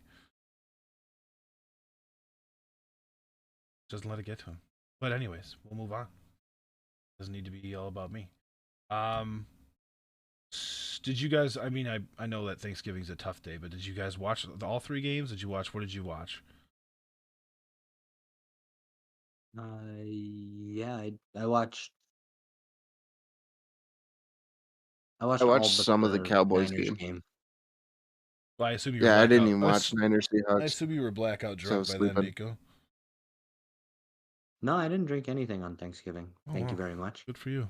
That's crazy. Oh. Not even any water or anything? Nothing. Well, you know what I mean. Hydrated. Yeah, so Packers. This piss looked like green tea. If I'm the Lions, I'm kind of hitting the panic button right now. I know they're not going to get knocked out of the postseason, but like, fuck, man, they've regressed this month. They look like shit. Although I will say, Jordan Love looked really good that game too, though. He did, but I mean, these are the games that if you're the Lions, you're trying to show everybody, we're taking that step forward. We're going to be the division, the marquee team in the division. Like, you got to win those games. The teams that you think of for like decades long dominance, like, they don't lose those games. The Chiefs don't lose those games. The fucking Pats don't lose those games. The fucking Niners don't lose those games. You just can't do it. Yeah. That's just my 2 cents. I mean, Cowboys Commanders was the fucking worst thing ever. It was literally the worst football game I've watched in so long. We had a NFL history made though. Tell me. That Deron Bland. Oh, yeah. The most pick six in the season. Yeah, he tied the record with. No, he beat the record. He beat the record. No, he tied it with 5. No, he beat it with 5. Yeah, he beat it with 5. He was tied at 4. I could have swore they said he tied it. Why do you think they said NFL history? No, he breaks. Oh, he broke it. Yep. Yeah, there you go. Yep. This isn't. And he still has what? There's 5 games to play. 7 games left. 5 games. No, they're 8-3, so that's 8. 11 games. They have 6 games left. 1, 2, 3, 4, 5. Yeah, he's still got 6 games left. Holy shit! But you can't just do. There's 17 games. You can't just do 8 + 3 = 11 and then do the difference. Yeah, math.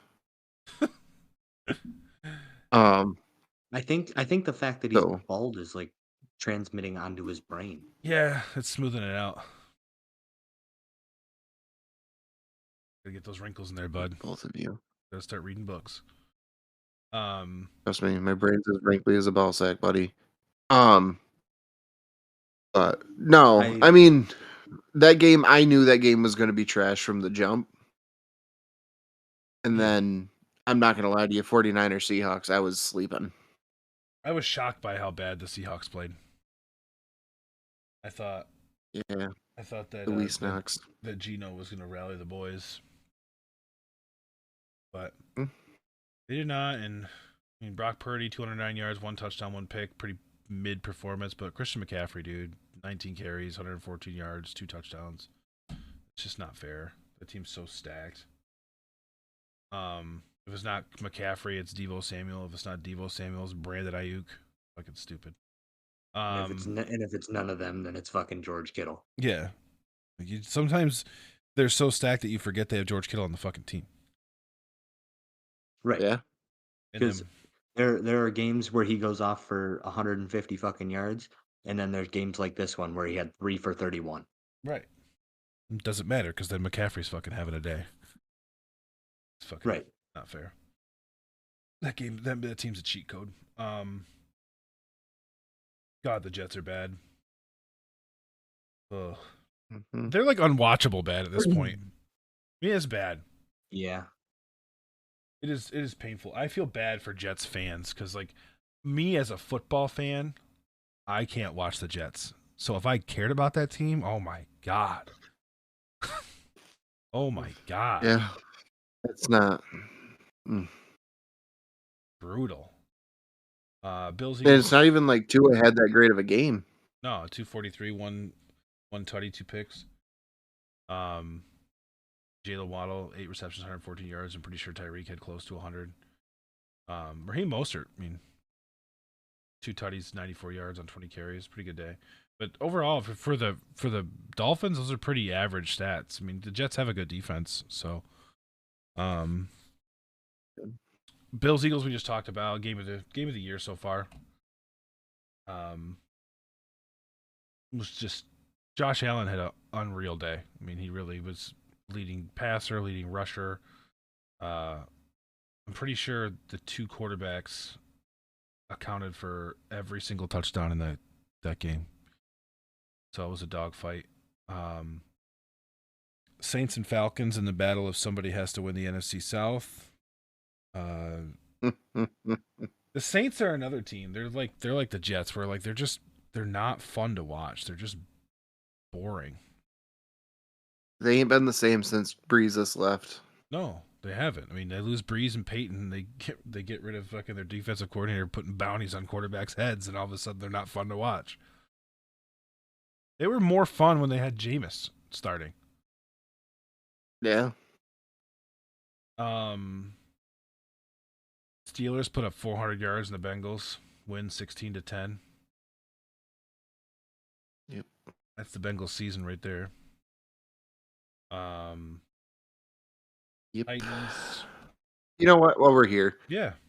the Bengals need to give AJ McCarron his shot.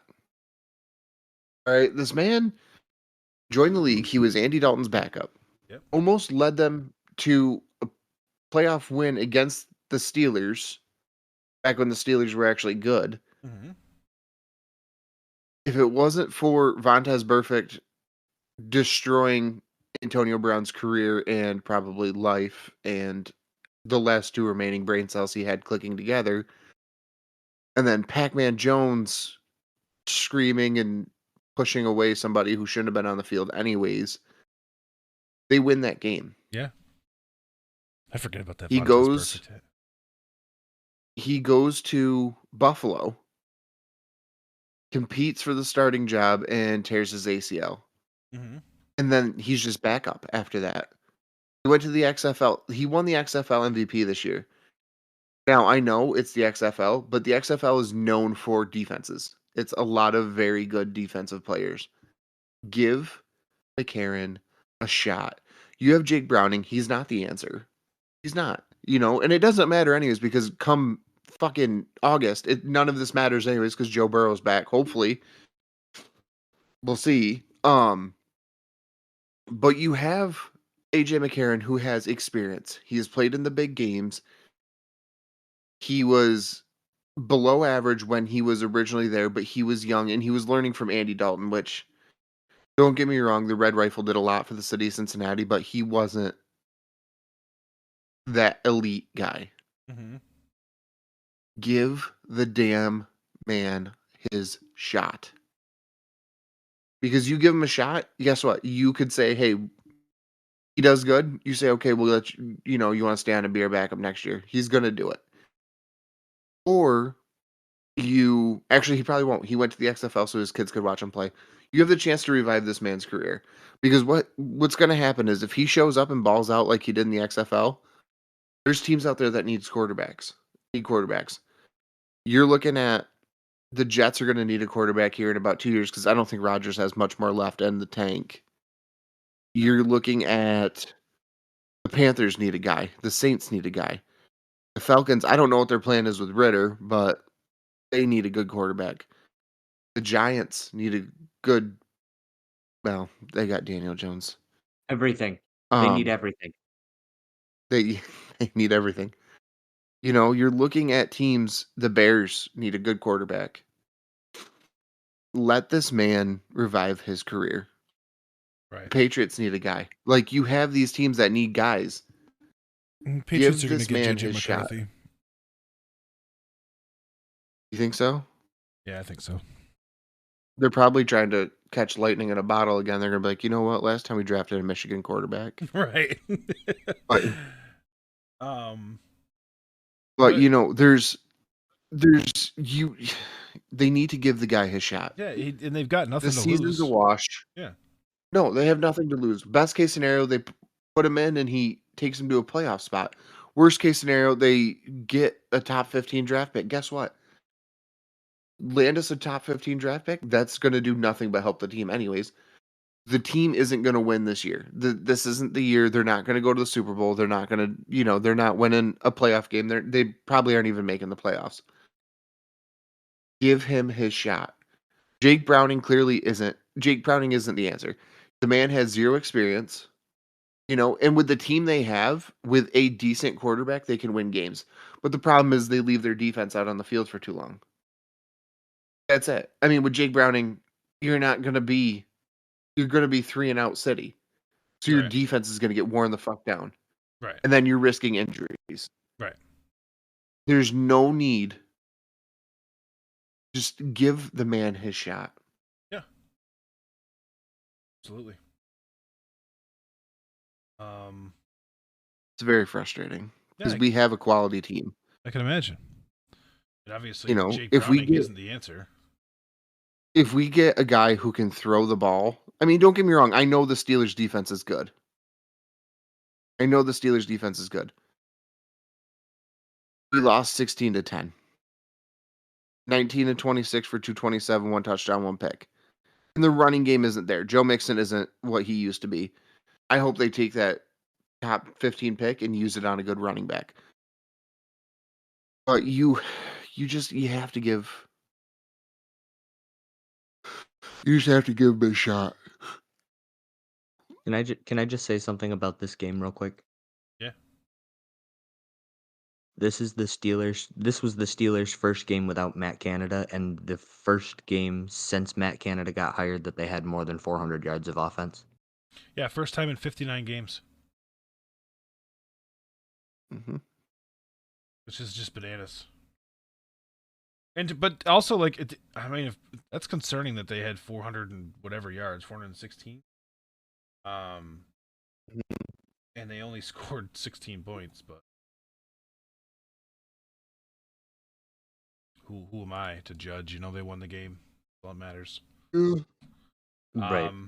Moving on, nobody cares. Titans Panthers is bad. Didn't care. The Didn't Colts. watch. Gardner Minshew might take the Colts to the playoffs. I mean, holy shit. The one time I don't fucking take Minshew mania. Yeah, they're 6-5. They've won 3 straight.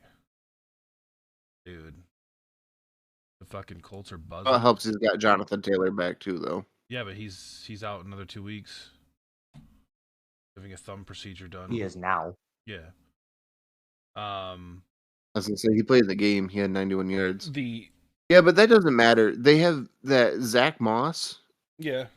No, I they're feel fine. like it's just as good as, if not better than, Jonathan Taylor. No, yeah, they're fine. And their upcoming schedule should be a win at the Titans. They got the Bengals, depending on who they play, who the quarterback is. Steelers is a loss.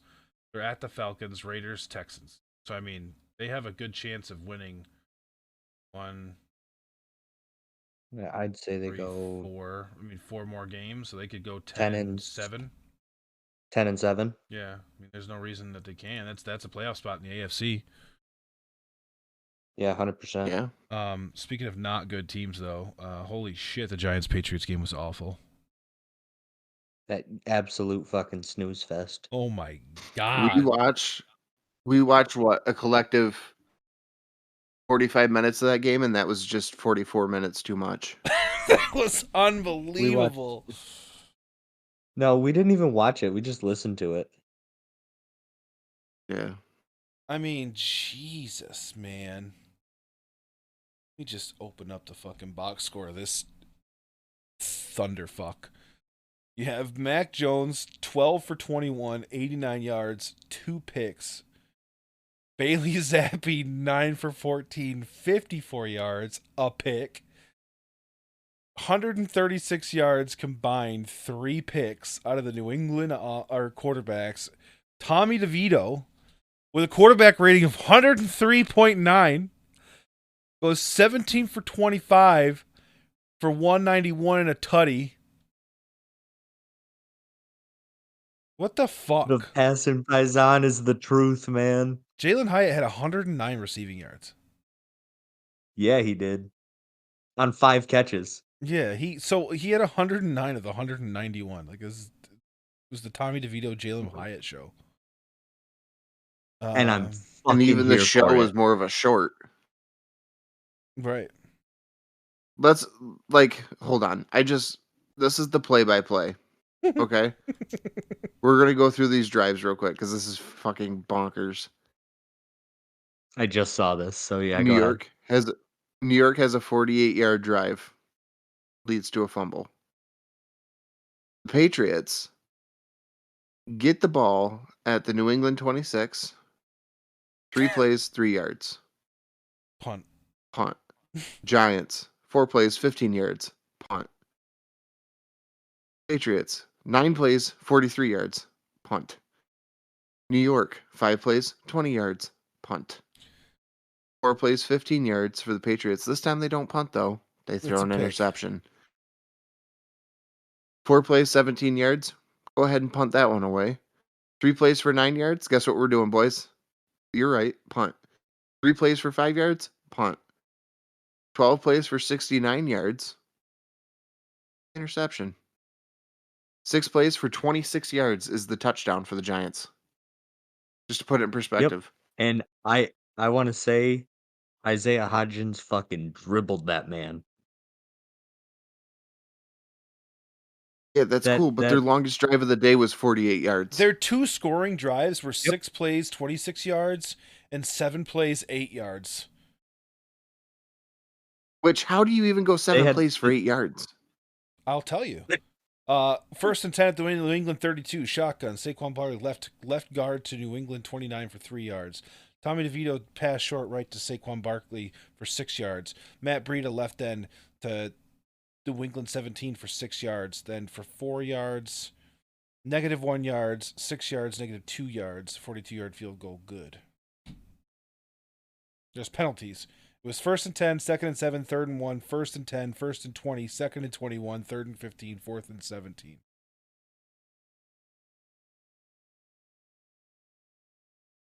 Yeah. You cannot convince me that if we took these logos and switched them out for Iowa and Nebraska, it's not the same game. This game featured 7 3-and-outs. Yeah, that's fucking. That's it. But the league's rigged, man. That's 3-and-outs. There was a lot of 4 and 5 play drives too. Don't get too excited. Yeah, there was one. Let's see, 1, 2, 3, 4, 5, 6, 7, 8, 9, 10, 11, 12, 13, 14 punts. Yes. But this is also back-to-back games for the Giants with 3 interceptions. Punters have a day. This is why I want to do a punters fantasy league. They're playing poopy butt fucking quarterbacks. Yeah, Mac Jones is bad. Mac Jones is bad. Bailey Zappi's bad, and Sam Howell is like mid. Real quick.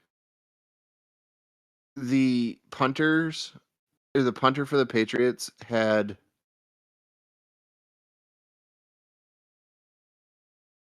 slightly less yards than the rest of the offense. God bless him. He had 270 yards in punts. God bless him. 162 plus 58 is 220. This is for the Pats or for the Giants? For the Pats. The Giants? The punter had 140 more yards than the offense. 363 total yards. Yeah, so punter's MVP. The punter had more yards than the offense. Also, holy fuck, this dude, his longest punt of the day was 74 yards. That's a fucking crank. He's a fucking Scottish rugby player. That's concerning. He had the 129-yard punt. I do know that much. He had a 29-yard punt, so there offsets the 74. We all have shanks. He punted 8 times. That is wild. I'm well aware. Confident that I could punt the ball 29 yards.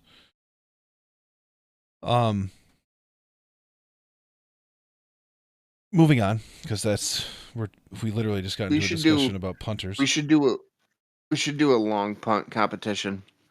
Okay, yeah, just between the 3 of us. We just tear my hamstrings. I'd win. Cool, Nico. Congratulations. Proud of you. Still can't reach the cookies on the top shelf. Right. I will. I'll continue putting my cereal on top of the fridge and be able to get to it. So cool. I do that anyway. Fuck you. You have a little stepladder right there. We're talking about real fridges, not mini fridges. Anyways, Jags Texans. Did you guys know that the Jaguars have a road to being the #1 overall seed in the AFC? Did you know? Actually? Still ain't gonna fucking happen. This is actual. Why won't it happen? It's just not gonna happen. It's either gonna be the Ravens or the Chiefs. Why? Dude, okay. All right, you're gonna say that, okay? Okay, you're gonna say that. You're gonna say that. You're gonna say that. I did say that, yes. I did say that, yes. Carry on. So let's go over this, okay? The Jacksonville Jaguars, the rest of their season, they have to play the Bengals, Browns, Ravens, Buccaneers, Panthers, Titans, okay? So they lose to the Ravens, beat the Bengals, beat the Browns, beat the Bucks, beat the Panthers, beat the Titans. They finished the year 13-4.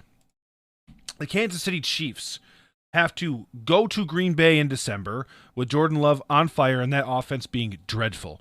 They have to host the Bills. They have to go to the Patriots. That's a win. They have to play the Raiders again, who are up 14-0 on them. They have to play the Bengals, and they have to play the Chargers. There's a world where they also end up. Well, no. Let's see. What are they right now? 7-3, 8-3, 8-3. So let's see. Assuming they lost to the Packers, lost to the Bills. That puts them at 5. So then they're now below the Jags. Baltimore Ravens 9-3. They have to go to the Rams, at the Jags, at the Niners, Dolphins, Steelers. There's a world where they lose to. I mean, they could probably lose to the Steelers. They already have, right? Yeah. So they're not losing to the Steelers again, though. I don't know about that, man. The Steelers aren't good, buddy. They just put up 420 yards on you, and they scored 16 points. They almost lost to a Burrow-less Bengals. Well, I hate to break it to you, dude, but they only had to score. They beat the fucking Broncos or the Ravens 17-10. So I don't understand. It's a divisional opponent. They can absolutely win that game. So you possibly have a loss there. Either way, there's a world where they have 2 more losses in this schedule because they have to go to the 49ers. They have to play the Dolphins. I mean, they're going to play the Jags. So that right there could decide the division. The AFC. There's I don't know where you're getting so confident saying there's no way the Jags are going to be the number 1 overall seed in the AFC. The AFC could go through Duval, baby. It's not going to. It can. Anything can happen. I think it's the most likely scenario. They have the easiest schedule. I just don't see it.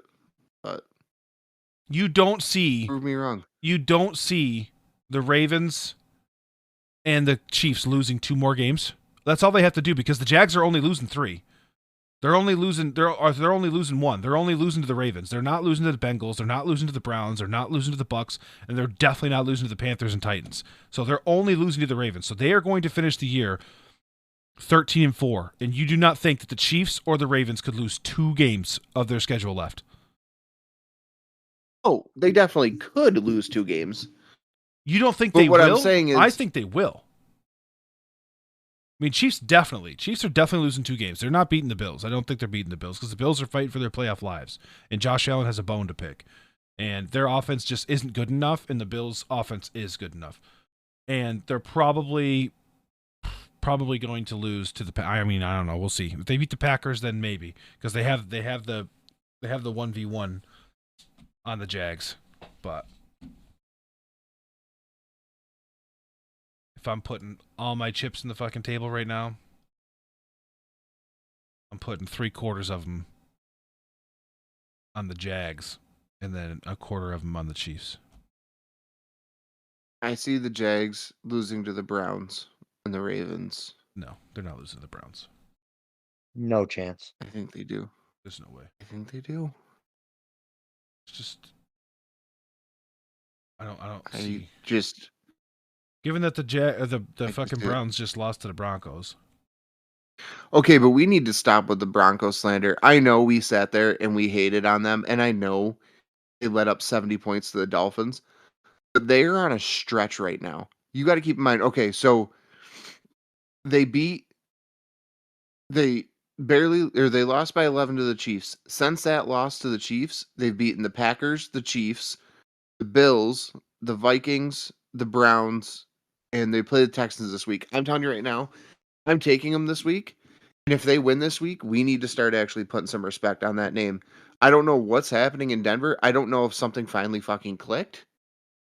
But they are playing really good football as of late. When they beat the Chiefs, I was like, yeah, okay. And then they came out and beat the Bills, and I'm like, beat the Vikings.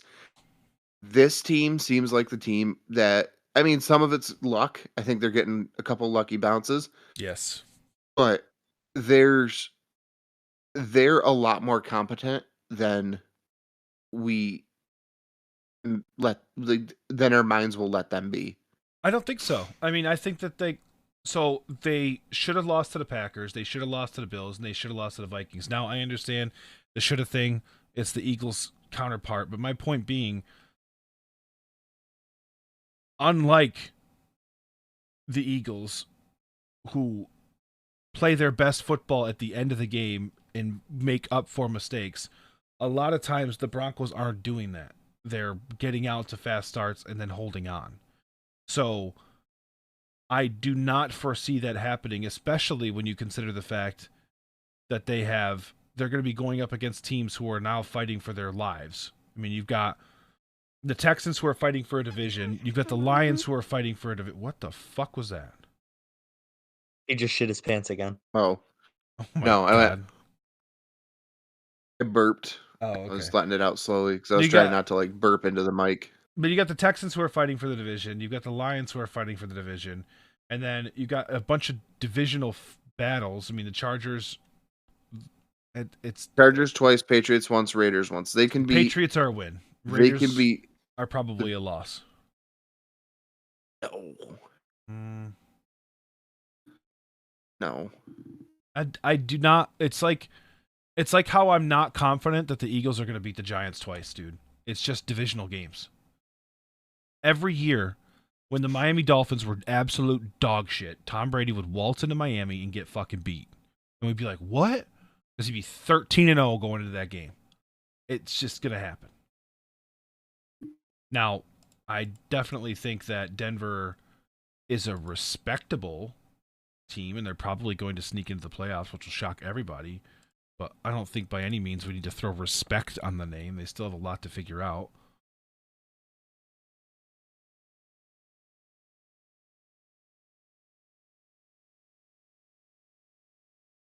I don't know. If they come out and beat the Texans this week, I think we need to start doing that.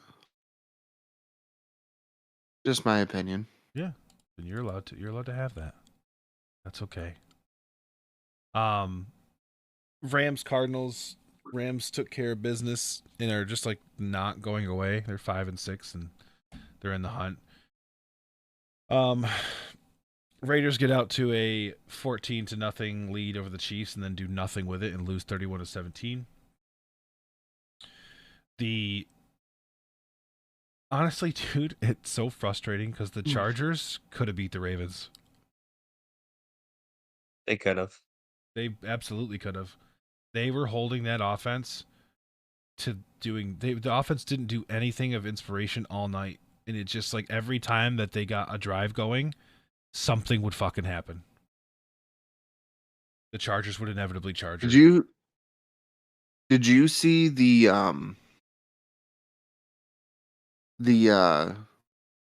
press or the locker room talk or whatever by Staley? No. He's like, No. do we know why this happened? And I'm sitting there in my head and I go, yeah, because you fucking suck at your job. I don't know what the fuck the issue is here, but I mean, the fucking Chargers, man. They should have beat the Dolphins. They should have beat the Titans. There's 2 wins flipped, so that's 6-5. And then they probably should have beat the Packers. And they should have beat the Ravens. So they should be a 3-loss team. They should be 8-3, like the rest of the fucking AFC. I don't fucking get it, man. The Chargers, they like the Eagles and the Chiefs just find ways to win games. The Chargers find ways to fucking lose games. It is uncanny. It really is. the reason they lose games is marching up and down the sideline. I don't know, man. The Chargers have been like that for as long as I can remember. Even in the Marty Schottenheimer days, they'd go 14-3 in the regular season, and then somehow lose to a fucking 8-8 team in the first round of the playoffs with a home advantage to bye. Yeah, just pissing away fucking Philip Rivers' career. Yeah, with LaDainian Tomlinson and fucking Antonio Gates, like Junior Seau, that team had no business losing football games, and they did. Bears. How Vikings, they didn't win a Super Bowl baffles my mind. Bears Vikings was fucking terrible. I felt so bad for my dad. Josh Dobbs had a terrible night, and that's really why they lost the game. 4 picks, right? Yeah, brutal. Fucking brutal. Yeah, I didn't even stay up to watch the game. I didn't care. I mean, 22 for 32, 185 yards, 1 touchdown, 4 picks. Just you can't win when you have 4 turnovers. Mm-mm. All right, well, you're moving into week 13. We'll kick it off with the Thursday night matchup: Seahawks at the Cowboys. Who you guys got? Cowboys. Okay. Yeah, Dallas.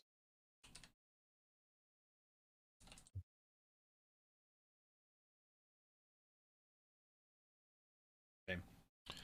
49ers at the Eagles. I'm taking the 49ers as much as it hurts. The defense took 96 defensive snaps this week. I don't think that the Niners are a team that you can get down to quick and come back from. So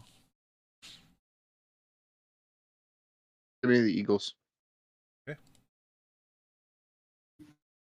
go. Niners. Ready? No disrespect, but I was just reading that the Eagles are the underdog in that game at home. Yeah, they're a 3-point dog at home, which means they're a 6-point dog at a neutral site. Right. Colts Titans. Final score 17-15. Do I have to? Colts. Colts. Colts.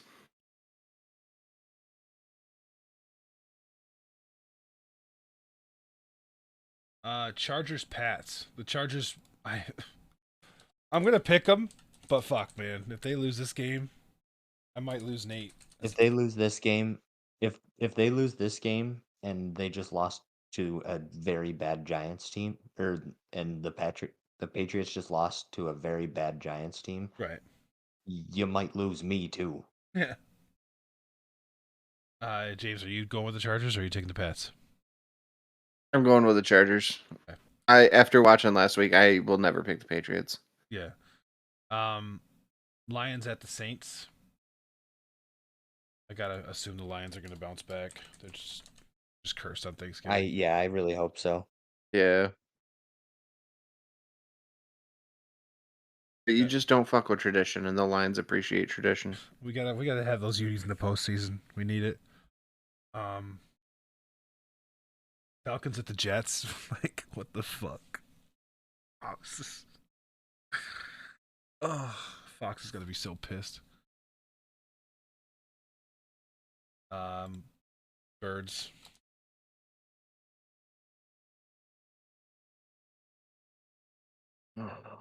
Yeah. Fuck it. Give me Atlanta. ATL. ATL. James. Yeah, give me Atlanta. I don't fucking know who wins that game. Dude, I don't even think anybody gives a fuck. Speaking of the Jets, though, you guys know that Star Wars meme where it's like, they must be whatever, right? And he's like looking at her, he's like, no. It's the Anakin and Padme meme. Yeah. Oh yeah. Well, they did it with the fucking Eagles. There's like the Eagles are 10-1. Oh wow, they must have lost to a really good team, right? They lost to a good team, right? He's just fucking staring at her. He's like, no. It's fucking brutal. It feels like a cruel joke. Cardinals at the Steelers. I gotta go with Steel City on that one. West Coast team coming East Coast. Besides the fact that the Arizona's a dumpster fire. Yeah, the Cardinals could be playing at home in front of all their friends and family and still would take the Steelers in that one. Dolphins in front of all their friend and family. Dolphins at the Commanders. I'm going to take the Dolphins and the over of 50.5 because I think the Dolphins are going to score 50 themselves. Agreed. Dolphins.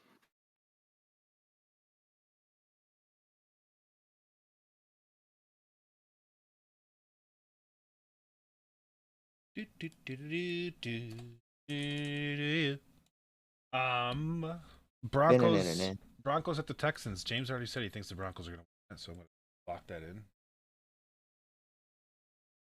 Before he can change his mind. I'm going to take CJ Stroud. Yeah, I'm going to take the Texans too. Holy shit. Panthers, Bucks. I mean, you got to go Bucks. Panthers are just so fucking bad. They just fired Frank Reich. They fired their assistant head coach and the quarterback's coach today too. Nice. Good for them. James? Bucks. Did it hurt you to say that? Like, some of these games just hurt me. yeah, this is a shit week. I'm not gonna lie to you, like that Panthers Buccaneers and what was the other trash game that was out there? Falcons, Falcons. Jets, yeah. Yeah, those need to be at like 6 a.m. Right. Those should be the 9 a.m. games. Just so no, there should be 6 a.m. games so nobody has to fucking watch it. Yeah. Put it on. And if you do have to watch it at 6 a.m., chances are you're fucking hammered. Put it on at 11:30 at night, like a Mountain West San Diego State versus Wyoming game. Yeah, make the West Coast watch that shit. Also, can we talk about how the West Coast has it made? I know, dude. Dude, 10 a.m. football. Errol used to talk to me about when he lived in Hawaii, and he's like, I'd get up, eat breakfast, and the 1 o'clock games would be starting, and then I'd like watch all the football games, and then like have the rest of my day. And I was like, what? He's like, yeah, the primetime game was done at like 3 o'clock in the afternoon. I'm like, yeah, what the fuck? Yeah, they're like what, 5-6 hours behind us? I think it's 6 hours, yeah. So yeah, their game starts at 2:30. So the primetime game was starting at the primetime game was over by 7 p.m. Yeah, exactly. So he has like the whole night. He's like, you want to go to a movie? Like fucking Browns, Rams. Sneaky.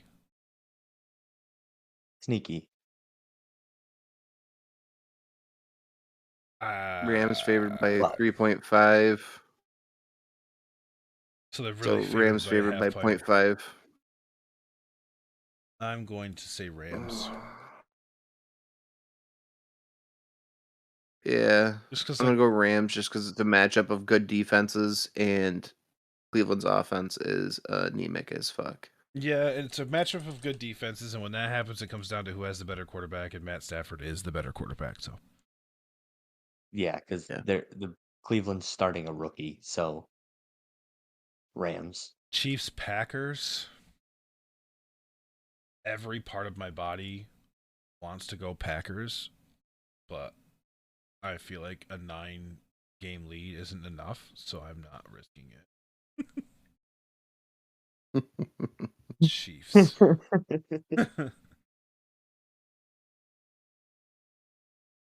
you guys both going Chiefs too? What did the Chiefs do last week? Chiefs Chiefs won 31-17 last week against the Raiders. And the Packers won 29-22 against the Lions.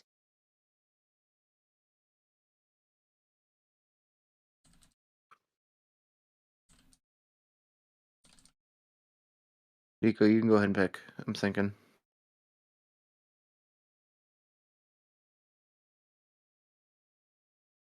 So, the weather,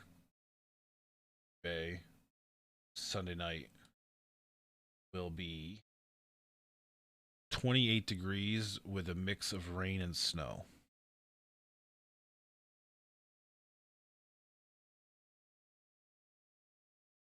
Packers. He's like, yeah, it's Lambo shit, Packers. Yep.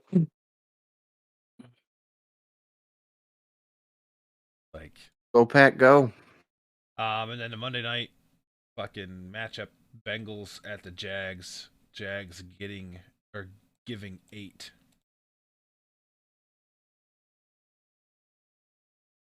A partly cloudy 67-degree afternoon, Duval County. I have to say, as much as I hate Tampa Bay, I love Duval. Like Hillsborough County, trash. Duval County, goated.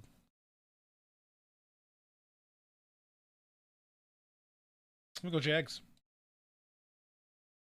Jags. Give me the Jags. It hurts me to say that. Yeah. Give me the Jags unless something happens and AJ McCarron starts. If AJ McCarron starts for the Bengals, I'm taking the Bengals. Also, I forgot to give you guys my fun fact of the day. Do you guys know who the New England Patriots lost back-to-back games, giving up 10 or less points? Do you know who the last team to do that was? The Bengals. Wrong. Jaguars?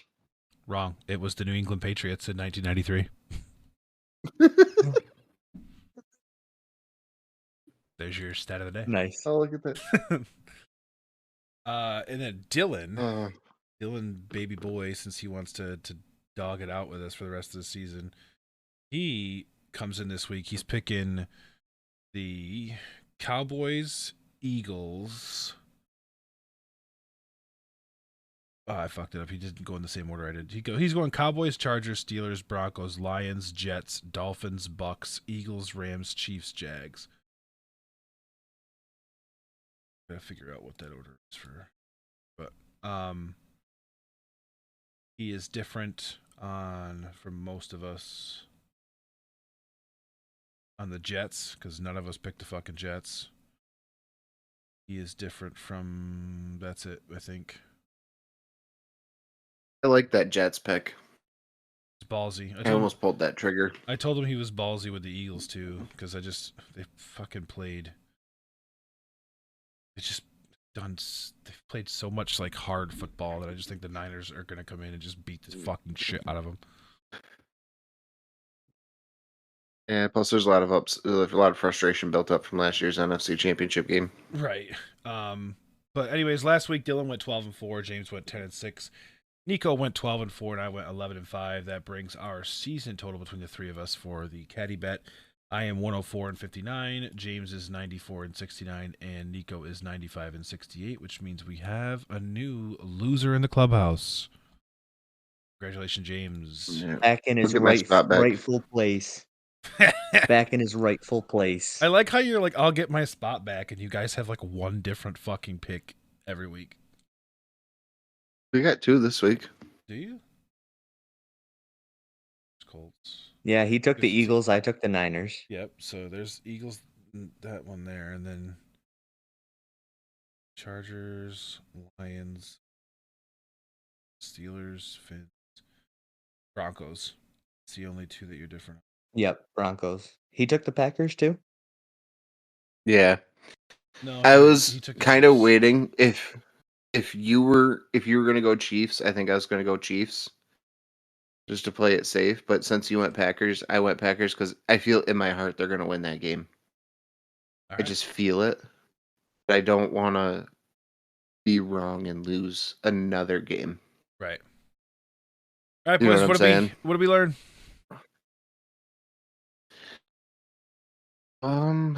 We learned that Travis is obsessed with Buc-ee's now, and Yes. I'm about to get some caramel cheese puffs. Beaver Nugs. I was gonna say the same thing. And wherever the closest Buc-ee's is, apparently we need to find it. It's in Sevierville. That's the closest one. 12 hours away. That's the closest one to us? Okay. Yes. So we'll go visit Steve, and we'll stop at Buc-ee's. Mr. Gibo to James. Yeah, Mr. Gibo. I don't know if I told you guys yet, but I'm having my dad on the podcast for March Madness. That's happening. Are you? Oh yeah. By me. My dad has it. My dad's historical record. Like I've gone through because I do his picks on my ESPN account. I've gone through his stuff since I started that in college. My dad's average accuracy is over 70% on those brackets. It's unbelievable. So, no brainer. Gonna have him on as a fucking expert because that's what he is. He loves college basketball. I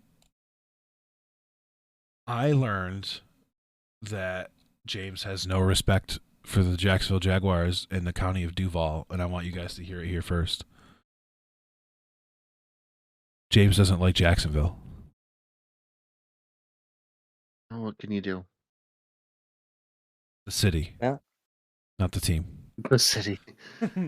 Oh, so I just don't like the city. I just said I don't think the Jaguars are going to end up with the number one overall or number one spot in the AFC, and all of a sudden I hate the city of fucking Jacksonville. Right. Oh, okay. Well, friends, that's going to conclude it for us. We have stuff coming down the pipeline, so keep your ears posted. Keep your eyes on the social medias. Obviously, we have the man cave in the works. We got some other stuff, NDA coming down the pipeline to help make content better for you guys and to help make your lives a little easier. Remember to follow us on X, Instagram, TikTok, YouTube, everything that you can think of at Short Fat Bald Pod. Tell your friends, share the podcast, leave a review. Every single thing that you do to engage with this podcast helps us out. Be sure to give us our listen to Nico and I's Rangers podcast if you're into hockey. The New York Rangers podcast, Upstate Blue Shirts. Every Monday and Thursday, we drop new episodes talking about the progress of the season there. We certainly have more content coming down the pipeline, and that will conclude it for this week's episode. Have a good one, guys. Arrivederci. Arrivederci.